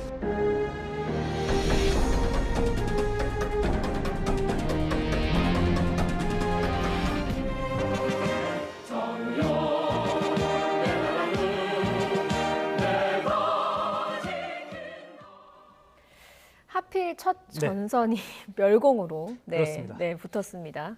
그러니까 이제 저 같은 경우에도 이제 국민의힘 내부 갈등이 수습이 되고 다시 이제 뭐 정책이라든지 아니면은 미래 비전을 놓고서 좀 붙었으면 좋았을 텐데 공교롭게도 멸공 가지고서 지금 국민의힘과 민주당이 대치 전선을 만들었고요. 멸공 화면에 나가고 있다시피 공산주의나 공산주의자를 없애는 게 멸공의 사전적인 의미입니다. 그런데 지금 보수 진영 내에서는 멸치랑 콩을 합쳐서 멸공이다라는 새로운 단어가 지금 만들어진 거고요. 국민의힘 윤석열 후보가 이제 정용진 신세계 부회장에서 시작이 됐고 윤석열 후보가 저희 화면으로 보셨다시피 신세계 이마트점에서 장을 보면서 논란이 확산이 됐어요. 그리고 영상에는 나가지 않았는데 또 AI에서도 답을 그 장본 뜻이 무엇이냐 했더니 달걀, 파, 멸치, 콩을 산 거다. 달파 멸공이라고 해서 다른 이제 또 문재인 대통령을 조금 이렇게 칭하는 뜻이기도 하잖아요. 그렇기 때문에 문재인 정부를 비판하면서 자유주의적인 어떻게 보면은 보수 진영의 가치를 내세운 거 아니냐 하는 해석이 나오고 있는데 글쎄요, 뭐 저는 뭐 이 해석이 어떻게 되는지 모르겠습니다. 첫 정책 대결해도 모자랄 판에 멸공이라는 다소 이념과 진영 다툼으로 간 게 조금은 유감스럽기는 한 게 사실이기도 합니다. 네, 그런데 보니까 나경원 전 의원, 뭐 최재형 전 감사원장도 이 논란에 합류한 것 같던데. 그렇습니다. 나경원 전 원내대표, 국민의힘 전 의원, 그리고 최재형 전 감사원장. 최재형 전 원장 같은 경우에는 윤석열 후보와 대권을 놓고 다투게 됐었는데 지금 화면으로 나가고 있다시피 마트에서 장을 봤다고 해요. 멸치 콩 사고 하나 더 샀다고 합니다. 뭐죠? 아시나요 혹시? 자유시간까지 같이 샀다고 합니다. 그리고 이제 최재형 전 감사원장은 아침으로 이제 멸치조림과 콩조림 뭐 이렇게 먹었다고 하는데요. 글쎄요, 뭐 이렇게 이제 계속 이제 뭐 국민의힘 의원들 사이에서는 유행처럼 인증 릴레이라고 해야 되나요? 그런 것들이 번져 나가고 있다고 하고요. 저는 이거 보면서 사실은 황교안 전 자유한국당 대표와 나경원 전 원내대표가 당대표와 원내대표로 있을 때 문재인 정부를 독재나 전체주의 정권으로 규정을 하고 한창 공세를 했던 적이 있었잖아요. 저는 그때 당시도 좀 기억이 나기도 하고 이러는데 과연 국민의힘과 윤석열 후보가 여기에 대해서 앞으로 또 전략을 계속 끌고 나갈지 아니면 선대위나 당대표 차원에서 조금 자제를 부탁할지도 좀 관심이긴 합니다. 이준석 대표는 좀 자제를 요청한 것 같고 선대위도 일단 공식 입장은 아니다라고 선을 긋고 있는 것 같은데. 그렇습니다. 오늘 뭐 당 지도부 반응을 보면은 의원들은 약간 좀 이렇게 좀 재밌는 상황이다. 이거를 좀 밈이라고 하죠. 어떤 상징적인 의미로 활용을 하고 있는 것 같은데 당 지도부 반응을 보면은 그렇게 우호적인 것 같지는 않습니다. 그러니까 지금 그래프 나가고 있는데 이준석 대표 멸공 인증 과하다. 어떻게 보면 익살처럼 넘어갈 수 있는 문제를 심각하게 받아들이고 있는 거다. 이렇게 지적을 했고요. 원희룡 정책본부장도 동의하기 어렵다 얘기했습니다. 그리고 이용호 의원입니다. 전북이 지역구인데 이쯤에서 멈췄으면 좋겠다. 남북평화 공존의 시대다 이렇게 이야기를 했고요. 다만 이제 윤석열 후보 같은 경우에는 표현의 자유 지켜져야 한다라고 이야기를 했어요. 그런 걸로 보면은 이준석 대표와 윤석열 후보의 그러니까 이번 멸공 논란을 바라보는 입장 차이가 조금 있지는 않은가 하는 생각도 좀 들기도 하고요. 모르죠. 뭐 실제 윤석열 후보 말대로 진짜 멸치 육수를 좋아하고 아침에 콩국수를 좋아하기 때문에 그러니까 멸치와 콩을 샀는지는 모르겠지만 어쨌든 간에 이준석 대표와 그 윤석열 후보의 입장차랄까요? 반응, 이 상황을 바라보는 입장이 살짝은 미묘하게 차이가 나는 것만은 또 분명해 보이기도 합니다. 민주당에서도 좀 비판의 목소리가 나오고 있는 것 같거든요. 그렇습니다. 오늘 민주당 아침 지도부 회의 있었는데요. 말 그대로 십자포화가 쏟아졌습니다. 그 윤호중 원내대표, 나경원 전 원내대표와 대놓고 일배놀이하고 있다 이렇게 지적했고요. 김영배 최고위원입니다. 그 윤석열 후보와 국민의힘이 일배 인증 삼매경에 빠졌다 이렇게 지적을 했고요. 또 잠시 저희 영상에도 나갔지만 허영 의원입니다. 그 김진태 전 의원과 지역구가 같아요. 그런데 그 춘천이 지역구인데 허영 의원 멸공놀이 하다가 공멸당할 것이다. 그러니까 멸공을 뒤집은 게 공멸이죠. 네. 이렇게 압박을 하기도 했고요. 저는 사실은 동의하지는 않는데 김의겸 열린민주당 의원 같은 경우에는 정용진 신세계 부회장이 이재용 회장에 대해서 뭐 열등감 같은 게 있으니까 이재용 구속한 윤석열에 네. 유대감을 표시한 것 아니냐라고도 오늘 라디오 방송에서 말하기도 했습니다. 거듭 말씀드리지만 저는 이 의견에 동의하지는 않는데요. 네. 김의겸 의원과 김영배 최고위원인가요? 한번 녹취를 이어서 들어보고 또 이어가도록 하겠습니다. 예. 지지율이 여의치 않자 앞다투어서 일베 충성을 맹세하면서 화력을 지원하는 그런 모양새입니다. 제1야당의 대통령 후보가 멸공 운운하며 멸치와 콩을 들고 시대 퇴행적 놀이를 하는 한심한 모습에 기가 막힐 따름입니다. 그것이 보수의 품격입니까? 개 사과 논란도 단순 해프닝이 아니다라는 것 스스로 실토하는 셈입니다. 이재용 부회장, 현재 삼성의 이재용 부회장에 대한 라이벌 의식 때문에 저렇게 좀 과속을 하는 것 같다. 정영진 부회장은 스톱하지 않았어요.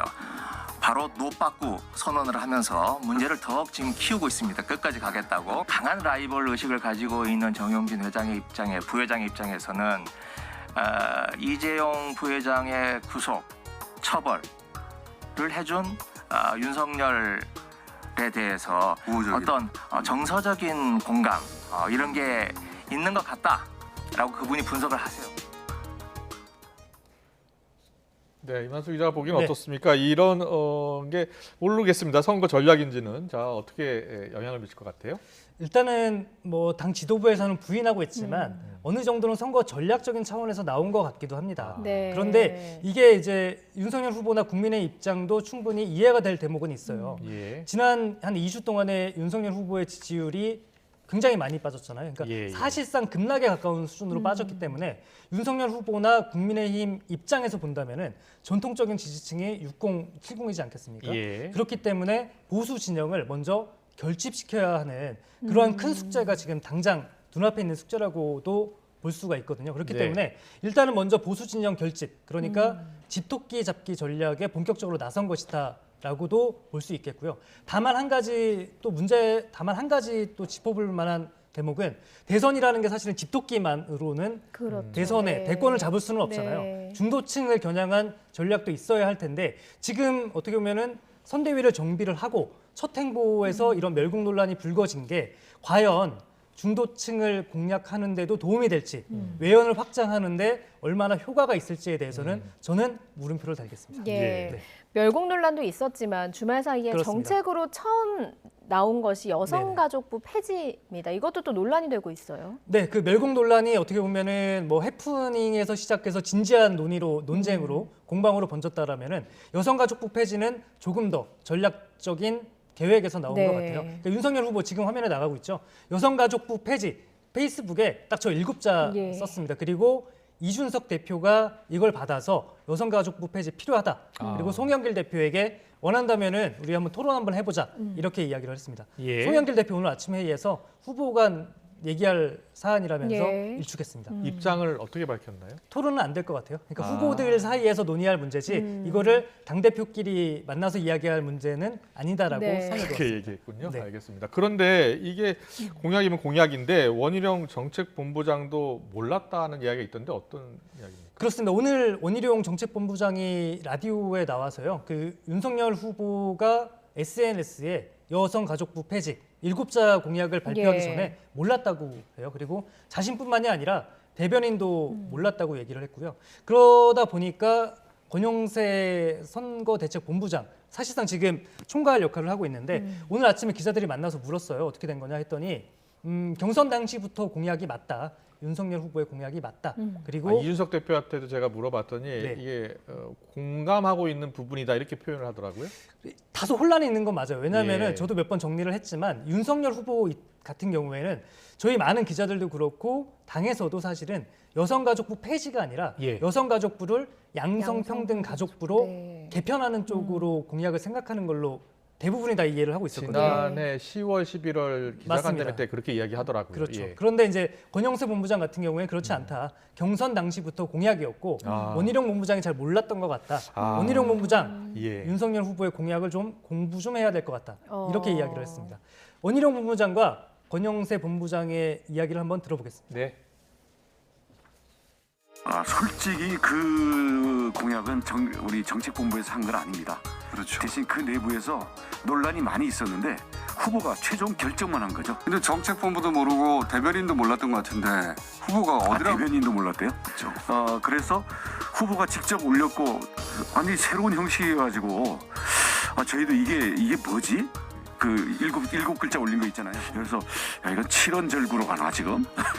그런 생각을 하고 있는데 폐지 문제는 제가 알고 있기로는 이게 윤석열 후보가 경선 당시부터 했던 공약입니다. 이런 미스가 없게 하기 위해 가지고 윤 후보의 기본적인 공약 부분에 대해서도 우리도 좀 알려드리고 우리 원 본부장님도 공부도 좀 하셔야 될 것 같고 그렇습니다. 인사들이 멸공 문제를 매일 하고 있는데 그게 선거 전략에 도움이 된다고 보시는 우리가 그건 우리 선대본부 차원에서 그거를 저기 방침으로 채택한 거는 아니라는 점만 말씀을 드리겠습니다.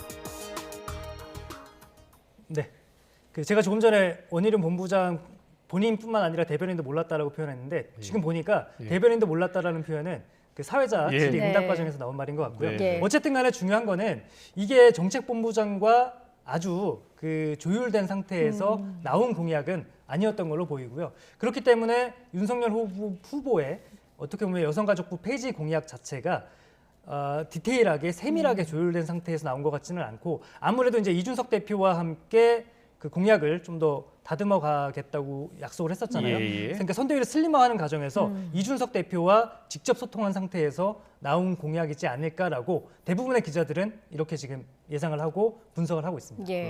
앞서서 민주당 송영길 대표가 이 여성가족부 폐지 이야기는 후보 간에 논의할 문제다 이렇게 이야기를 했다고 전해주셨는데 그러면 이재명 후보의 입장도 궁금하거든요. 네, 그 이재명 후보 오늘 그 여성 스타트업 대표들 만났다고 했잖아요. 끝나고 나서 기자들과 질의응답이 있었는데 이 자리에서 어떻게 얘기했냐면은 최근 젠더 갈등과 관련해서 남녀 문제로 이거를 갈라치기 할 문제는 아니다. 이렇게 이야기를 했고요. 또 원칙적으로는 평등적 요소가 좀 강화되어야 하지 않겠느냐라고 이야기를 했습니다. 그리고 요새 보면은 이재명 후보가 윤석열 후보를 직접 겨냥해서 비판을 하지는 않거든요. 오늘도 사실은 여성가족부 폐지와 관련해서 어떻게 생각하느냐라고 기자들이 물었는데 이렇게 이야기를 했습니다. 들어보겠습니다. 네. 제가 그 윤석열 후보님의 이제 정책 행보에 대해서 구체적으로 가타부타 할 일은 아닌 것 같습니다. 다만 제가 드리고 싶은 말씀은 폐지한다, 반대한다를 넘어서서 이제 좀 뭔가 어떻게 하면 우리 사회가 더 개선될 수 있는지에 대한 대안을 좀 많이 말씀해 주시면 좋겠다 그런 생각이 듭니다. 그 윤석열 후보에 대해서는 아주 비판 수위가 그렇게 높지는 않습니다. 폐지에 동의하는 겁니까? 반대하는 겁니까? 일단은 폐지에 반대하는 쪽으로 생각을 하시면 될 것 같고요. 여기에 대해서 명확하게 날을 세우고 있지는 않아요. 조만간 이게 워낙 민감한 이슈이기 때문에 정리된 민주당이나 이재명 후보의 입장이 나올 것 같고요. 윤석열 후보의 여성가족부 폐지에 절대 동의하는 건 아닙니다. 알겠습니다. 병사 월급 200만 원도 공약을 했습니다. 여기에 대해서는 또 뜻을 같이 했던 것으로 좀 전해지고 있거든요. 그러네요. 보니까 오늘 그 윤석열 후보가 마찬가지로 한 줄 공약을 병사 월급 200만 원 했는데 민주당에서도 같은 공약을 내놨었다고 합니다. 그럼 200만 원 되겠네요. 글쎄요. 이게 정책 입안은 어떻게 되는지 봐야 될 테고요. 그리고 이제 제가 다시 설명드리겠지만 홍준표 의원이 여기서 깜짝 등장합니다.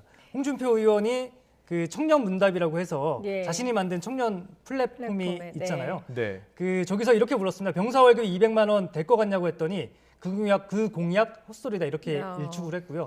윤석열 후보 완주할 것 같냐고 했더니 글쎄요라고 짧게 답했습니다. 윤석열 후보 이제 지난주에 선대위 그 갈등 이제 일부나마 수습하고 홍준표 의원이랑 조만간에 만난다고 했잖아요. 만나겠다고 했는데요. 이번 주라고 했거든요. 과연 이번 주에 만날 수 있을지 만난다면은 지금 그래픽으로 나가는 대화보다는 조금 따뜻한 화기애애한 대화가 오갈지 공개가 될지 이런 것들도 지금 여의도 정치권 소통관에 있는 기자들의 큰 관심사이기는 어떻게 합니다. 예측하세요? 이번 주에는 뭐 만날 수는 있을 것 같고요. 근데 공개할 것 같지는 않습니다. 네, 알겠습니다. 자, 여야 후보들 여러 전략들이 있는데 네. 통합보다는 좀 갈라치기 하는 전략들을 좀 펴는 것 같아요. 이게 우리 정치, 우리 사회 통합에 도움이 될지 정말 의문을 가질 수밖에 없거든요. 그렇습니다. 조금 어떻게 보면 걱정되는 상황이 있기는 해요. 그러니까 앞서 뭐 계속 설명을 드렸다시피 어떻게 보면 이제 본격적인 선거전이고 오늘이 D-58일이잖아요. 이쯤에서는 조금 정책 선거 비전을 놓고 그렇죠. 그런 경쟁이 예. 됐으면 좋겠는데 예. 멸공 논란이라든지 여가부 폐신 논란 이런 것들이 과연 이거를 유권자들이 어떻게 바라볼지 또 역풍이 불지는 않을지에 대해서도 분명히 후보들도 경계를 해야 될 걸로 저는 생각하고 있습니다. 예. 그리고 이제 대선이 58일 남았습니다. 관전 포인트 짚어주신다고요? 네, 그렇습니다. 네. 저는 뭐 관전 포인트 한 3가지 정도일 것 예. 같아요. 크게. 네. 그리고 정치라는 것이 언제든 상황이 바뀌기 때문에 또 뭐 다른 변수가 등장할 수 있겠지만 저는 크게 3가지 변수로 보고 있습니다. 먼저 가장 큰 거는 지금 뭐 모든 정치권의 관심사입니다. 윤석열 후보와 국민의당 안철수 후보의 단일화 논의가 과연 언제쯤 시작할 수 있을까? 그리고 지금 보면은 이재명 후보 저희 앞선 시간에도 그렇고 지지율에 관련해서 계속 분석을 해드리고 있는데 이재명 후보 입장에서도 국민의힘의 내용과 갈등을 미소만 찍고 바라보지는 못했어요. 예. 왜냐하면은 30% 후반에서 40% 초반, 40% 넘어가는 지지율은 사실은 많지는 않았잖아요. 그렇기 때문에 과연 박스권에 갇혀 있는 이재명 후보의 지지율을 이재명 후보가 그 박스권을 뚫기 위해서 어떤 승부수를 띄울 것인가. 예. 그리고 하나는 과연 국민의힘 내용은 다 정리된 것인가. 이렇게 3가지 정도로 저는 앞으로 D-58일 남아있는 대선의 관전 포인트로 꼽아봤습니다. 예. 역대 대선에서 단일화 논의가 어떻게 네. 진행이 됐는지 영상으로 또 준비를 했다고 하거든요. 보고 오겠습니다. 네.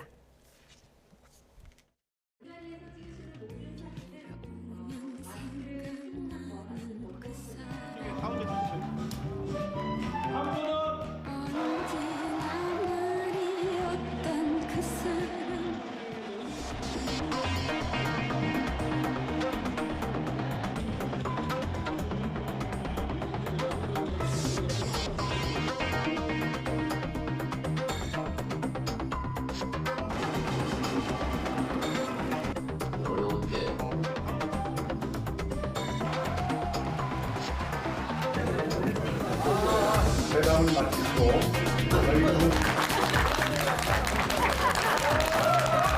밤이 늦었지만 포장마차에 가서 소주 한 잔 하기로 했습니다.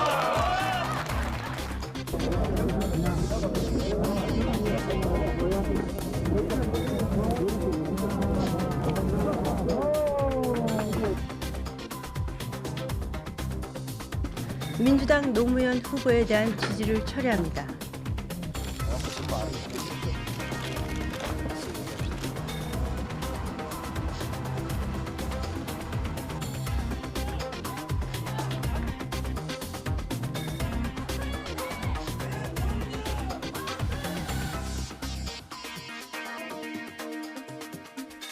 질문했던 답을 내놓으려고 합니다.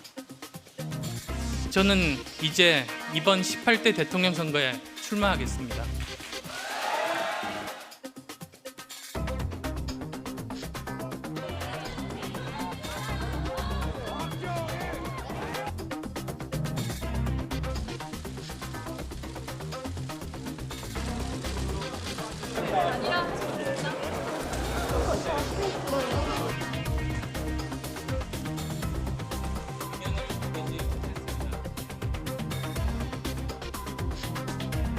제가 부족한 탓에 국민 여러분의 변화에 대한 열망을 활짝 피우지 못하고 여기서 물러나지만 머리 마구 보여주세요.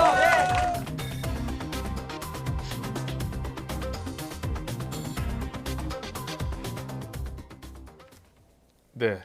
네. 야, 단일화 과정 다시 돌이켜 생각해봐도 치열했습니다. 그런데 윤석열 후보, 안철수 후보 지금 단일화 이야기 어느 누구도 사실 먼저 꺼내지 않고 있잖아요. 그렇습니다. 윤석열 후보는 정치 더 이상 맞지 않는다라고 얘기했고요. 네. 지금 안철수 후보 만나고 윤석열 후보 기자들이 만나면은 지금 화면 나가고 있죠.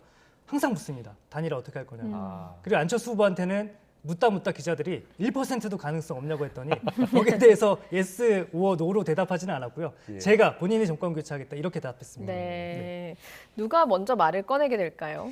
글쎄요. 급한 쪽이 먼저 말을 꺼내겠죠. 네. 그리고 아마 지지율에 상당한 영향을 받을 가능성이 높습니다. 그러니까 일각에서는 뭐 주권에 대한 가엾은 묘사라면서 이 여론조사가 실태를 제대로 반영하고 있지 못하다고는 하지만 지지율이 어떻게 변하느냐에 따라서 그 단일화 얘기를 먼저 꺼낼 수도 있고요. 그리고 보면은 아마 이제 설쯤이 뒤에 설명을 드리겠지만 설 즈음에서 단일화 협상이 시작이 된다면 본격화될 것 같은데 그 사이에 최대한 지지율을 끌어올리기 위해서 총력전에 나설 겁니다. 지지율이 얼마가 되느냐에 따라서 단일화 그렇죠. 협상에서 우위를 점할 수 있기 때문에 그렇습니다. 네. 보니까 2위 후보와 3위 후보 누가 될지 모르겠습니다만 그렇습니다. 2위 후보와 3위 후보 격차가 크게 벌어지지 않으면 다자구도로 갈 수 있고 그렇죠. 크게 벌어진다면 단일화 논의가 시작될 것 같다. 이렇게 간단히 이야기를 얘기하면 많이 내가 하더라고요. 될 수 있는데 왜 합쳐야 되냐 이렇게 그렇죠. 될 수 있는 거죠. 네, 맞습니다.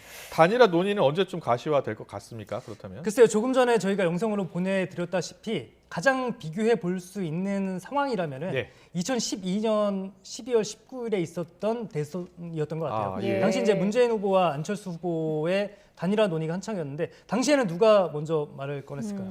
그 당시 때 2위 달리는 후보? 정몽준 후보?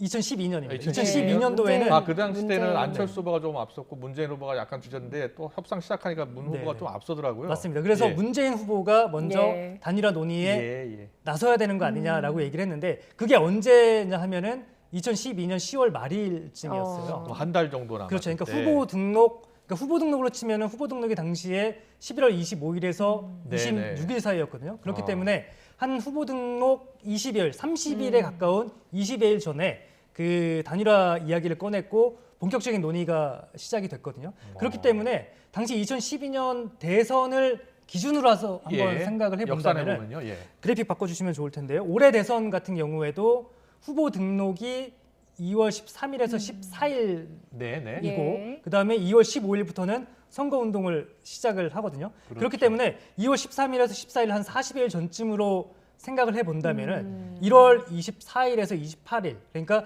설 연휴가 시작되기 직전에 논의가 될 가능성이 높습니다. 왜 그러냐면은 설 연휴 이제 그 설 연휴 직전에 단일화 협상 논의가 시작이 되더라도 설 연휴 금방 지나가죠. 그 다음에 2월 13일에서 14일이 후보자 등록이기 때문에 가장 이상적인 구도라면은 후보자 등록 이전에 단일화 협상을 맞춰야 될 테고요. 그렇기 때문에 협상 기간이 그렇게 많지 않습니다. 그리고 이제 대선 투표용지 인쇄가 2월 말쯤인데 그 전까지를 이제 마지노선으로 봐야 될 것 같거든요. 투표용지 인쇄. 그렇죠. 왜냐하면 거기에 예를 들어서 뭐 이만수, 김영수가 다 들어가는 것보다는 김영수 앵커 혼자 들어가는 게 사표를 방지할 수 있는 예로 들자면은 그런 상황 아니겠습니까? 그렇기 때문에 투표용지 인쇄를 마감 시간으로 놓고 있는데요.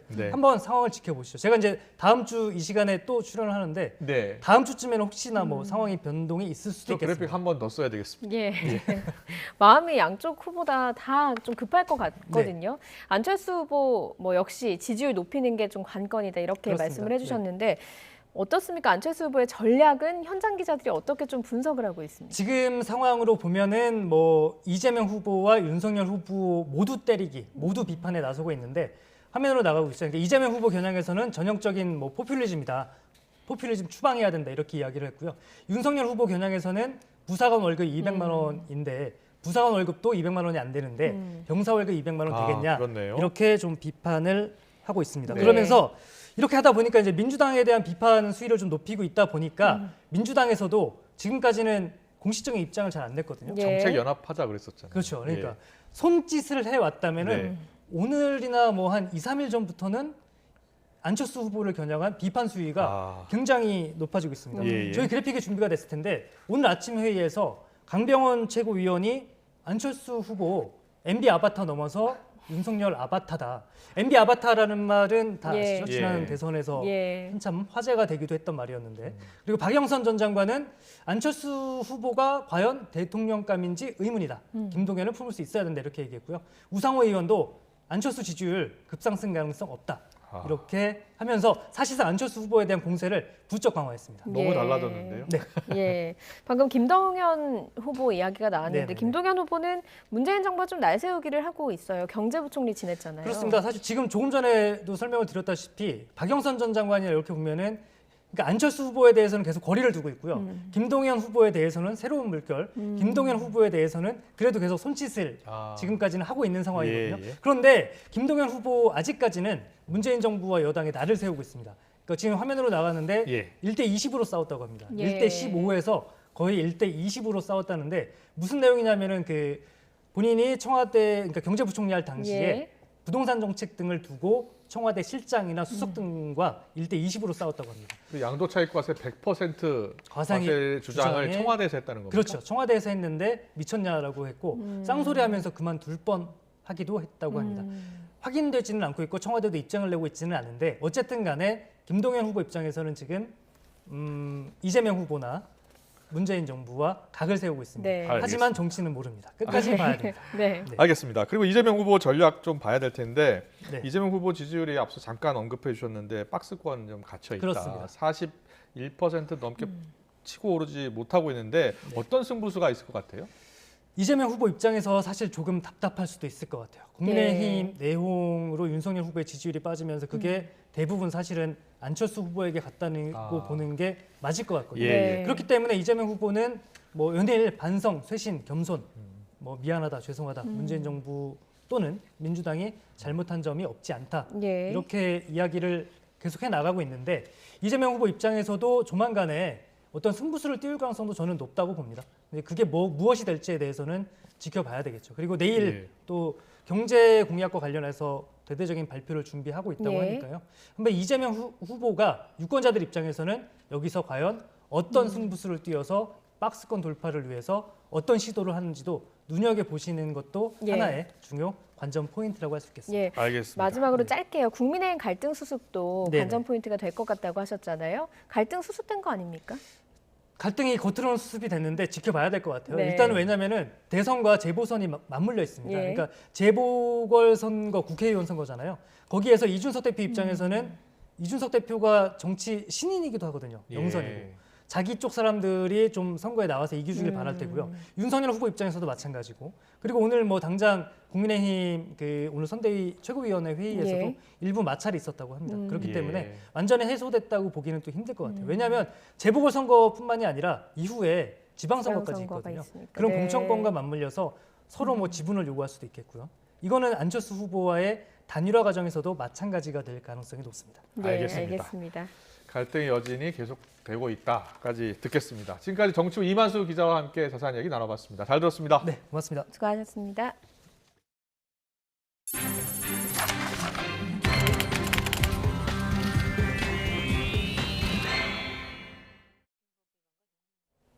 (1,900억) 원대의 횡령 사건을 벌인 오스템 임플란트 재무관리 직원 이모 씨가 주식 미수 거래에 나섰다가 실패하자 회사 돈에 손을 댄 것으로 드러났습니다. 경찰은 이 씨가 주식 투자 손해를 만회하려고 수천억 원을 몰래 끌어다 썼다가 결국 횡령을 저지른 것으로 보고 정확한 범행 동기를 확인하고 있습니다. 취재기자 연결합니다. 박기환 기자.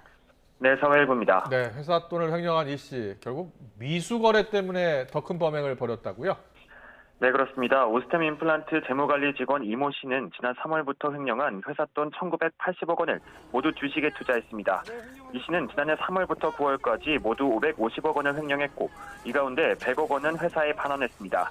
하지만 이 돈으로도 주식에서 별다른 수익은 올리지 못했습니다. 그러다 지난해 10월 1일 반도체 회사인 동진 세미캠을 대기업이 인수하려 한다는 허위 정보를 들었습니다. 주가는 주당 3만 원 초반에서 최고 4만 원대까지 급등하며 상한가를 쳤습니다. 이 씨도 이때를 노려 미수 거래에 나선 것으로 확인됐습니다. 미수 거래는 매수 금액의 30% 이상을 증거금으로 내고 주식을 외상으로 사는 걸 말합니다. 이틀 안에 다시 매도하는 등 방식으로 100% 완납하지 못하면 계좌가 동결될 수도 있습니다. 이 씨는 당시 가지고 있던 회사 돈 400원 정도를 증거금으로 냈고 주당 3만 6천 원대로 291만 주 모두 1,430억 원어치를 외상으로 투자했습니다. 하지만 이 씨가 투자한 이후 주가는 다시 곤두박질 쳤는데요. 당일 장이 마감될 때 주당 3,200원대까지 떨어졌고 이후에도 하락세를 그렸습니다. 이틀 안에 주식을 팔아 미수금을 완납해야 하는데 주가가 떨어져 팔지 못하게 된 이 씨는 결국 회사 돈 1,400억 원을 추가로 빼돌려 미수금을 완납한 것으로 조사됐습니다.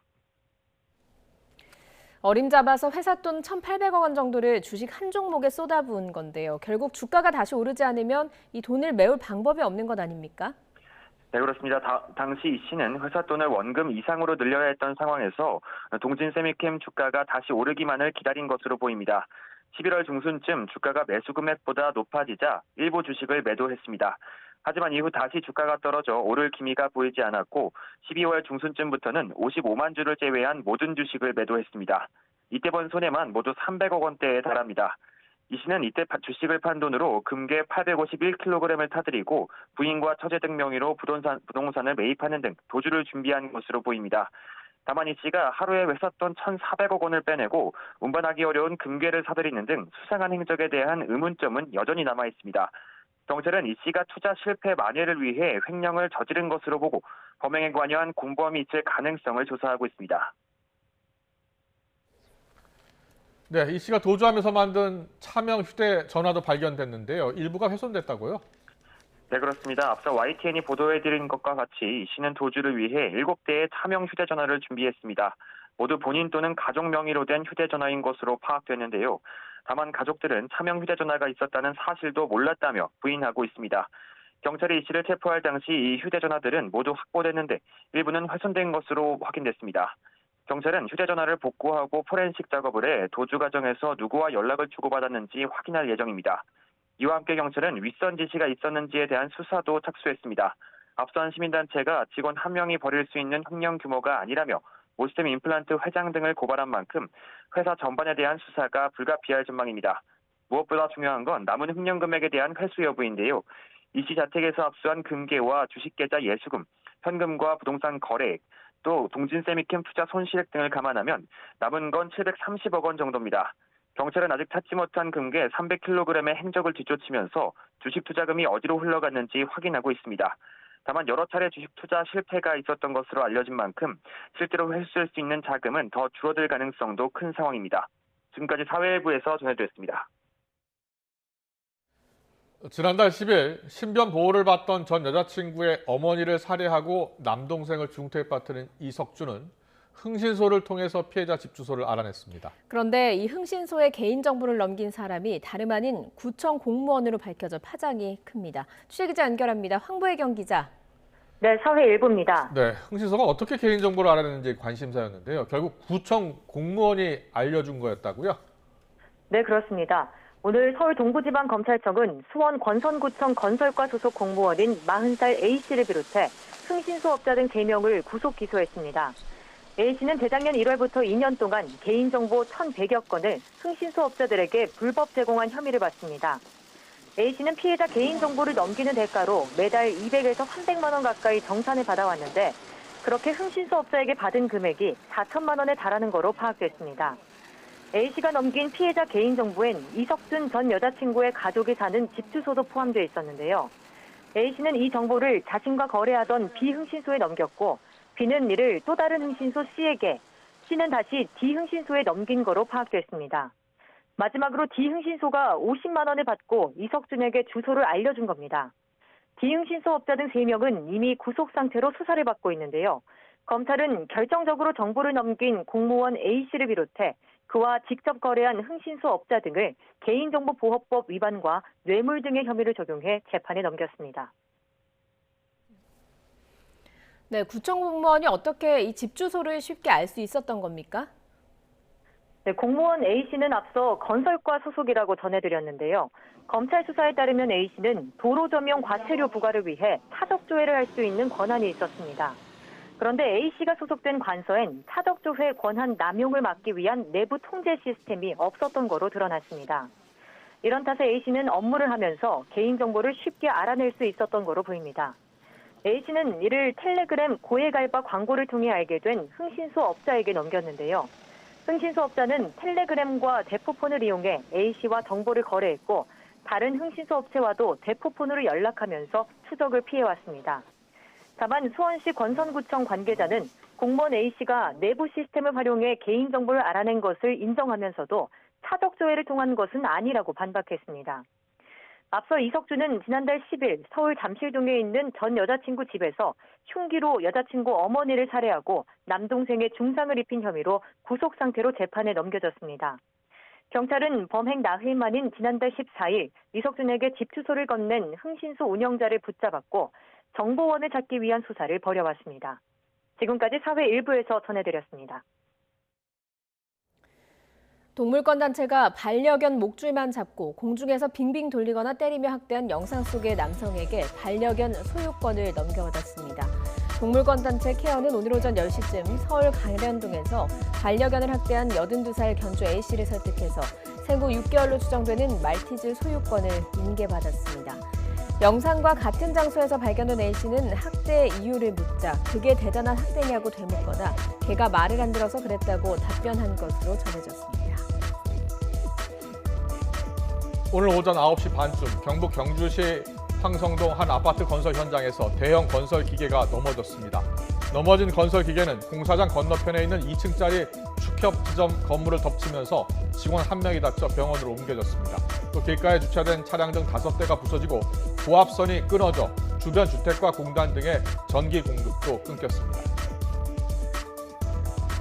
오늘 새벽 6시쯤 충남 아산시 은봉면에 있는 도로에서 승용차와 25톤 덤프트럭이 정면으로 충돌하는 사고가 났습니다.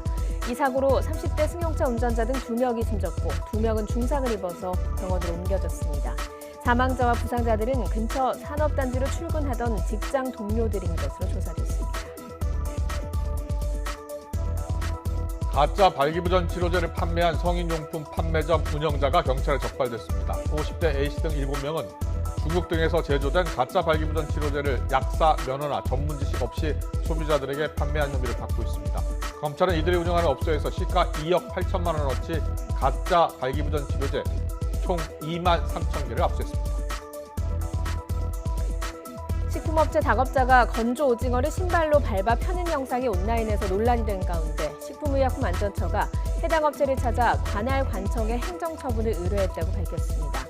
또 관련 제품을 업체가 전량 자진 회수하도록 조치했습니다. 오징어 게임의 배우 오영수 씨가 골든글러브 시상식에서 한국 배우 최초로 연기상을 수상했습니다. 극중 대사인 깐부로 더 유명해진 오영수 씨는 여든을 바라보는 59년 차 배우입니다. 오징어 게임이 엄청난 흥행을 거뒀지만 그가 평생을 보내다시피 한 대학로 연극 무대로 다시 돌아간 천상 배우였습니다. 김현우 기자입니다. 그러면은 우리 깐부부터 맺어야지. 동네에서 구슬이랑 딱지랑 같이 쓰는 친구 말이야. 같은 편을 의미하는 속어 깐부. 배우 오영수는 오징어 게임에서 이 대사 한마디로 세계인을 사로잡았습니다. 1963년 친구 따라 극단 광장에 들어간 것이 59년 연기 인생의 시작이었습니다. 연극 리어왕과 파우스트 등 200편이 넘는 연극에 출연했습니다. 1987년부터 2010년까지 23년 동안은 국립극단을 지키며 연극계에서 관록을 인정받았습니다. 동아연극상과 백술예술대상에서 남자 연기상을 받았고 한국연극협회 연기상도 거머쥐었습니다. 오징어 게임이 전 세계적인 흥행몰이를 했지만 배우 오영수는 자신의 고향 같은 대학로 무대로 다시 돌아갔습니다. 뒤에서 연극을 받침하면서 조용하게 자기 몫을 해내는 그런 배우였다.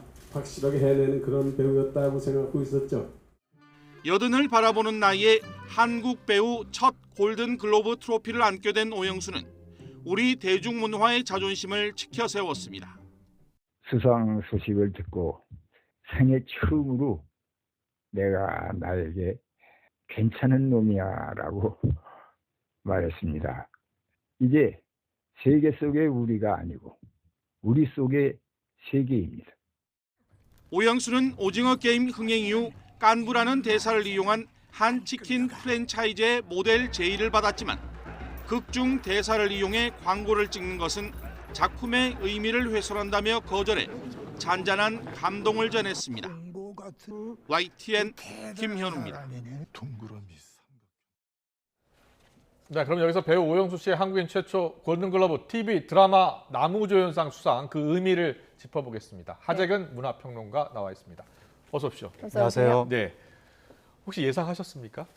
예상은 좀 더 많이 상을 휩쓸 가능성도 있겠다라고 작품상까지도 작품상도 생각을 했었는데 네. 약간 어느 정도 현실적으로 타협을 한 것이 아닌지 그러니까 골든글러브가 예.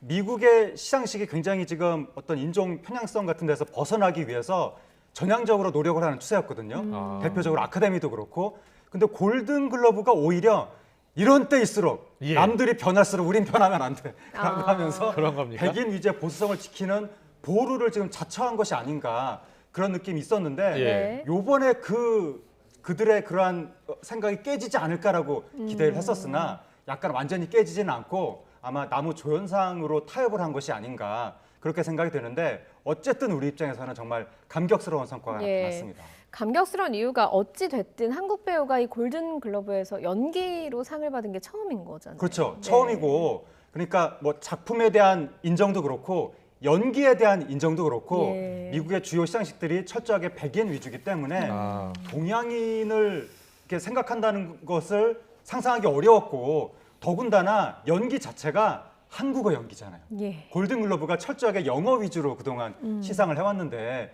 그래서 뭐 기생충이라든가 미나리라든가 세계적으로 인정받은 작품들도 골든글러브에서는 간단하게 그냥 비영어 작품 이렇게 분류가 됐었는데 네. 이번에 오영수 씨가 한국어 연기로 연기상을 받았다는 게 정말 놀라운 대목입니다. 그렇군요. 앞서 이제 수상 소감 잠깐 전해드렸는데요. 우리 속의 세계다. 세계 속의 우리가 아닌 우리 속의 세계다.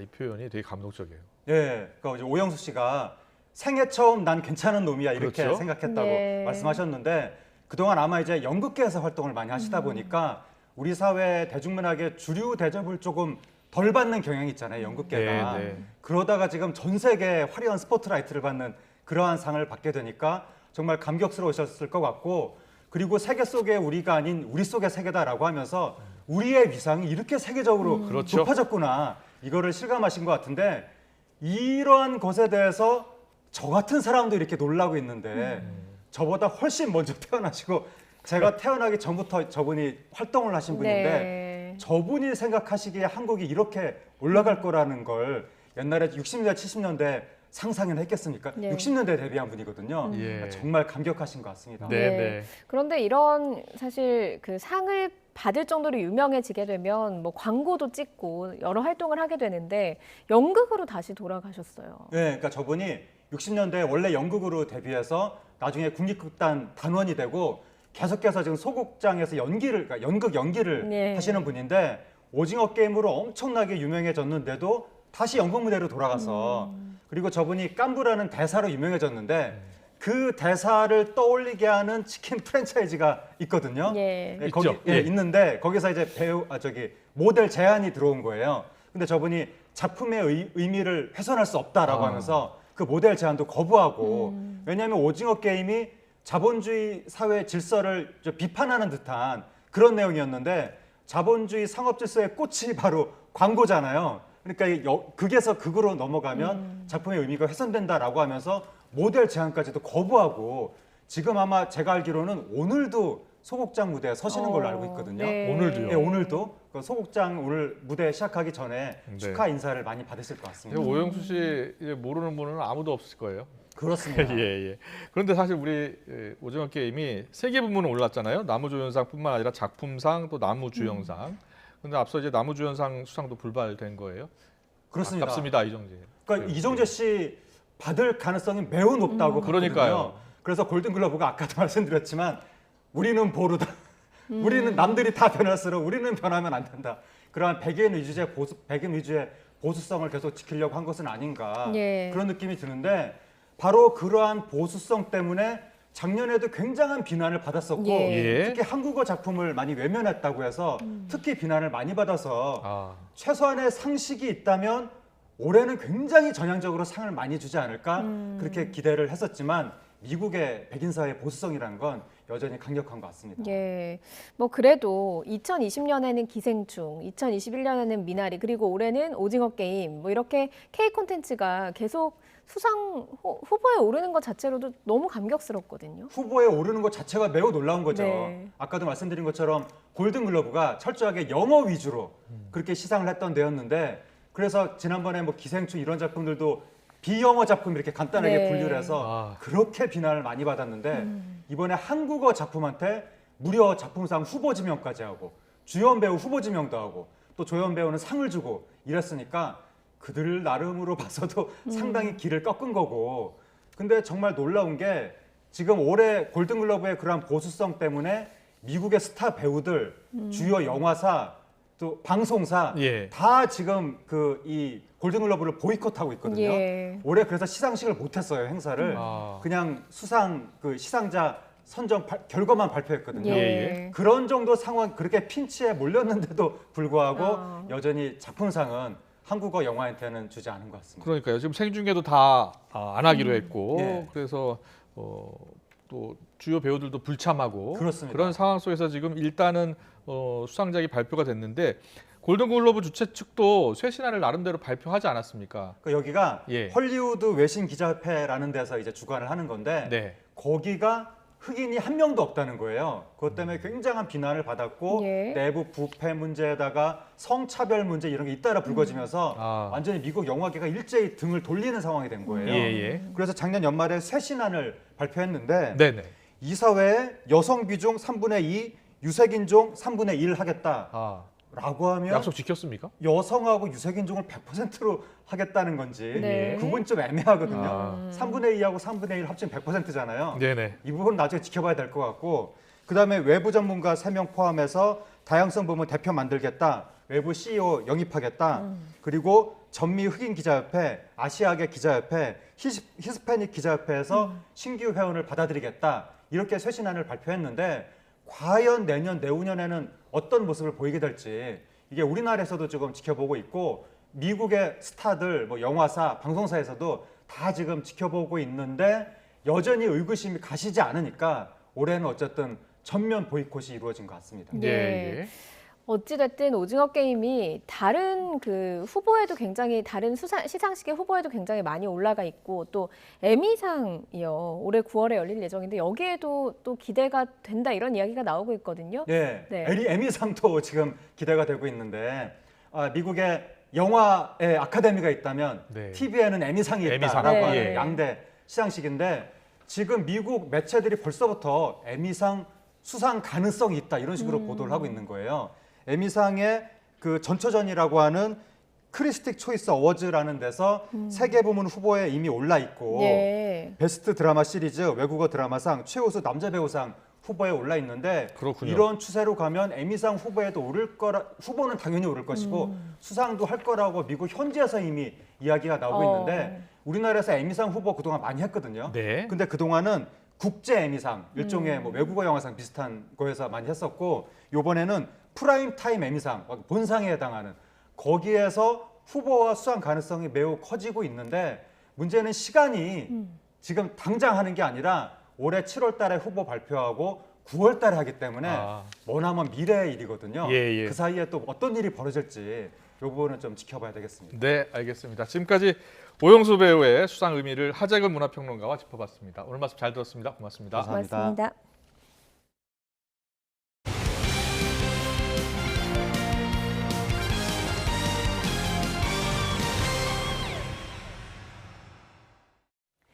임성재가 PGA 투어 새해 첫 대회에서 공동 8위에 올랐습니다. 최근 스윙 교정으로 자신감을 얻은 임성재는 다음 주에 열리는 소니 오픈에서 또 한 번 우승에 도전합니다. 김상익 기자입니다.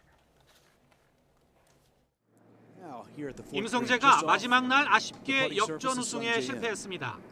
전날 3라운드에서 공동 4위에 올랐던 임성재는 마지막 날 4타를 더 줄였지만 몇 차례 퍼팅 실수가 나오면서 공동 8위로 대회를 마쳤습니다.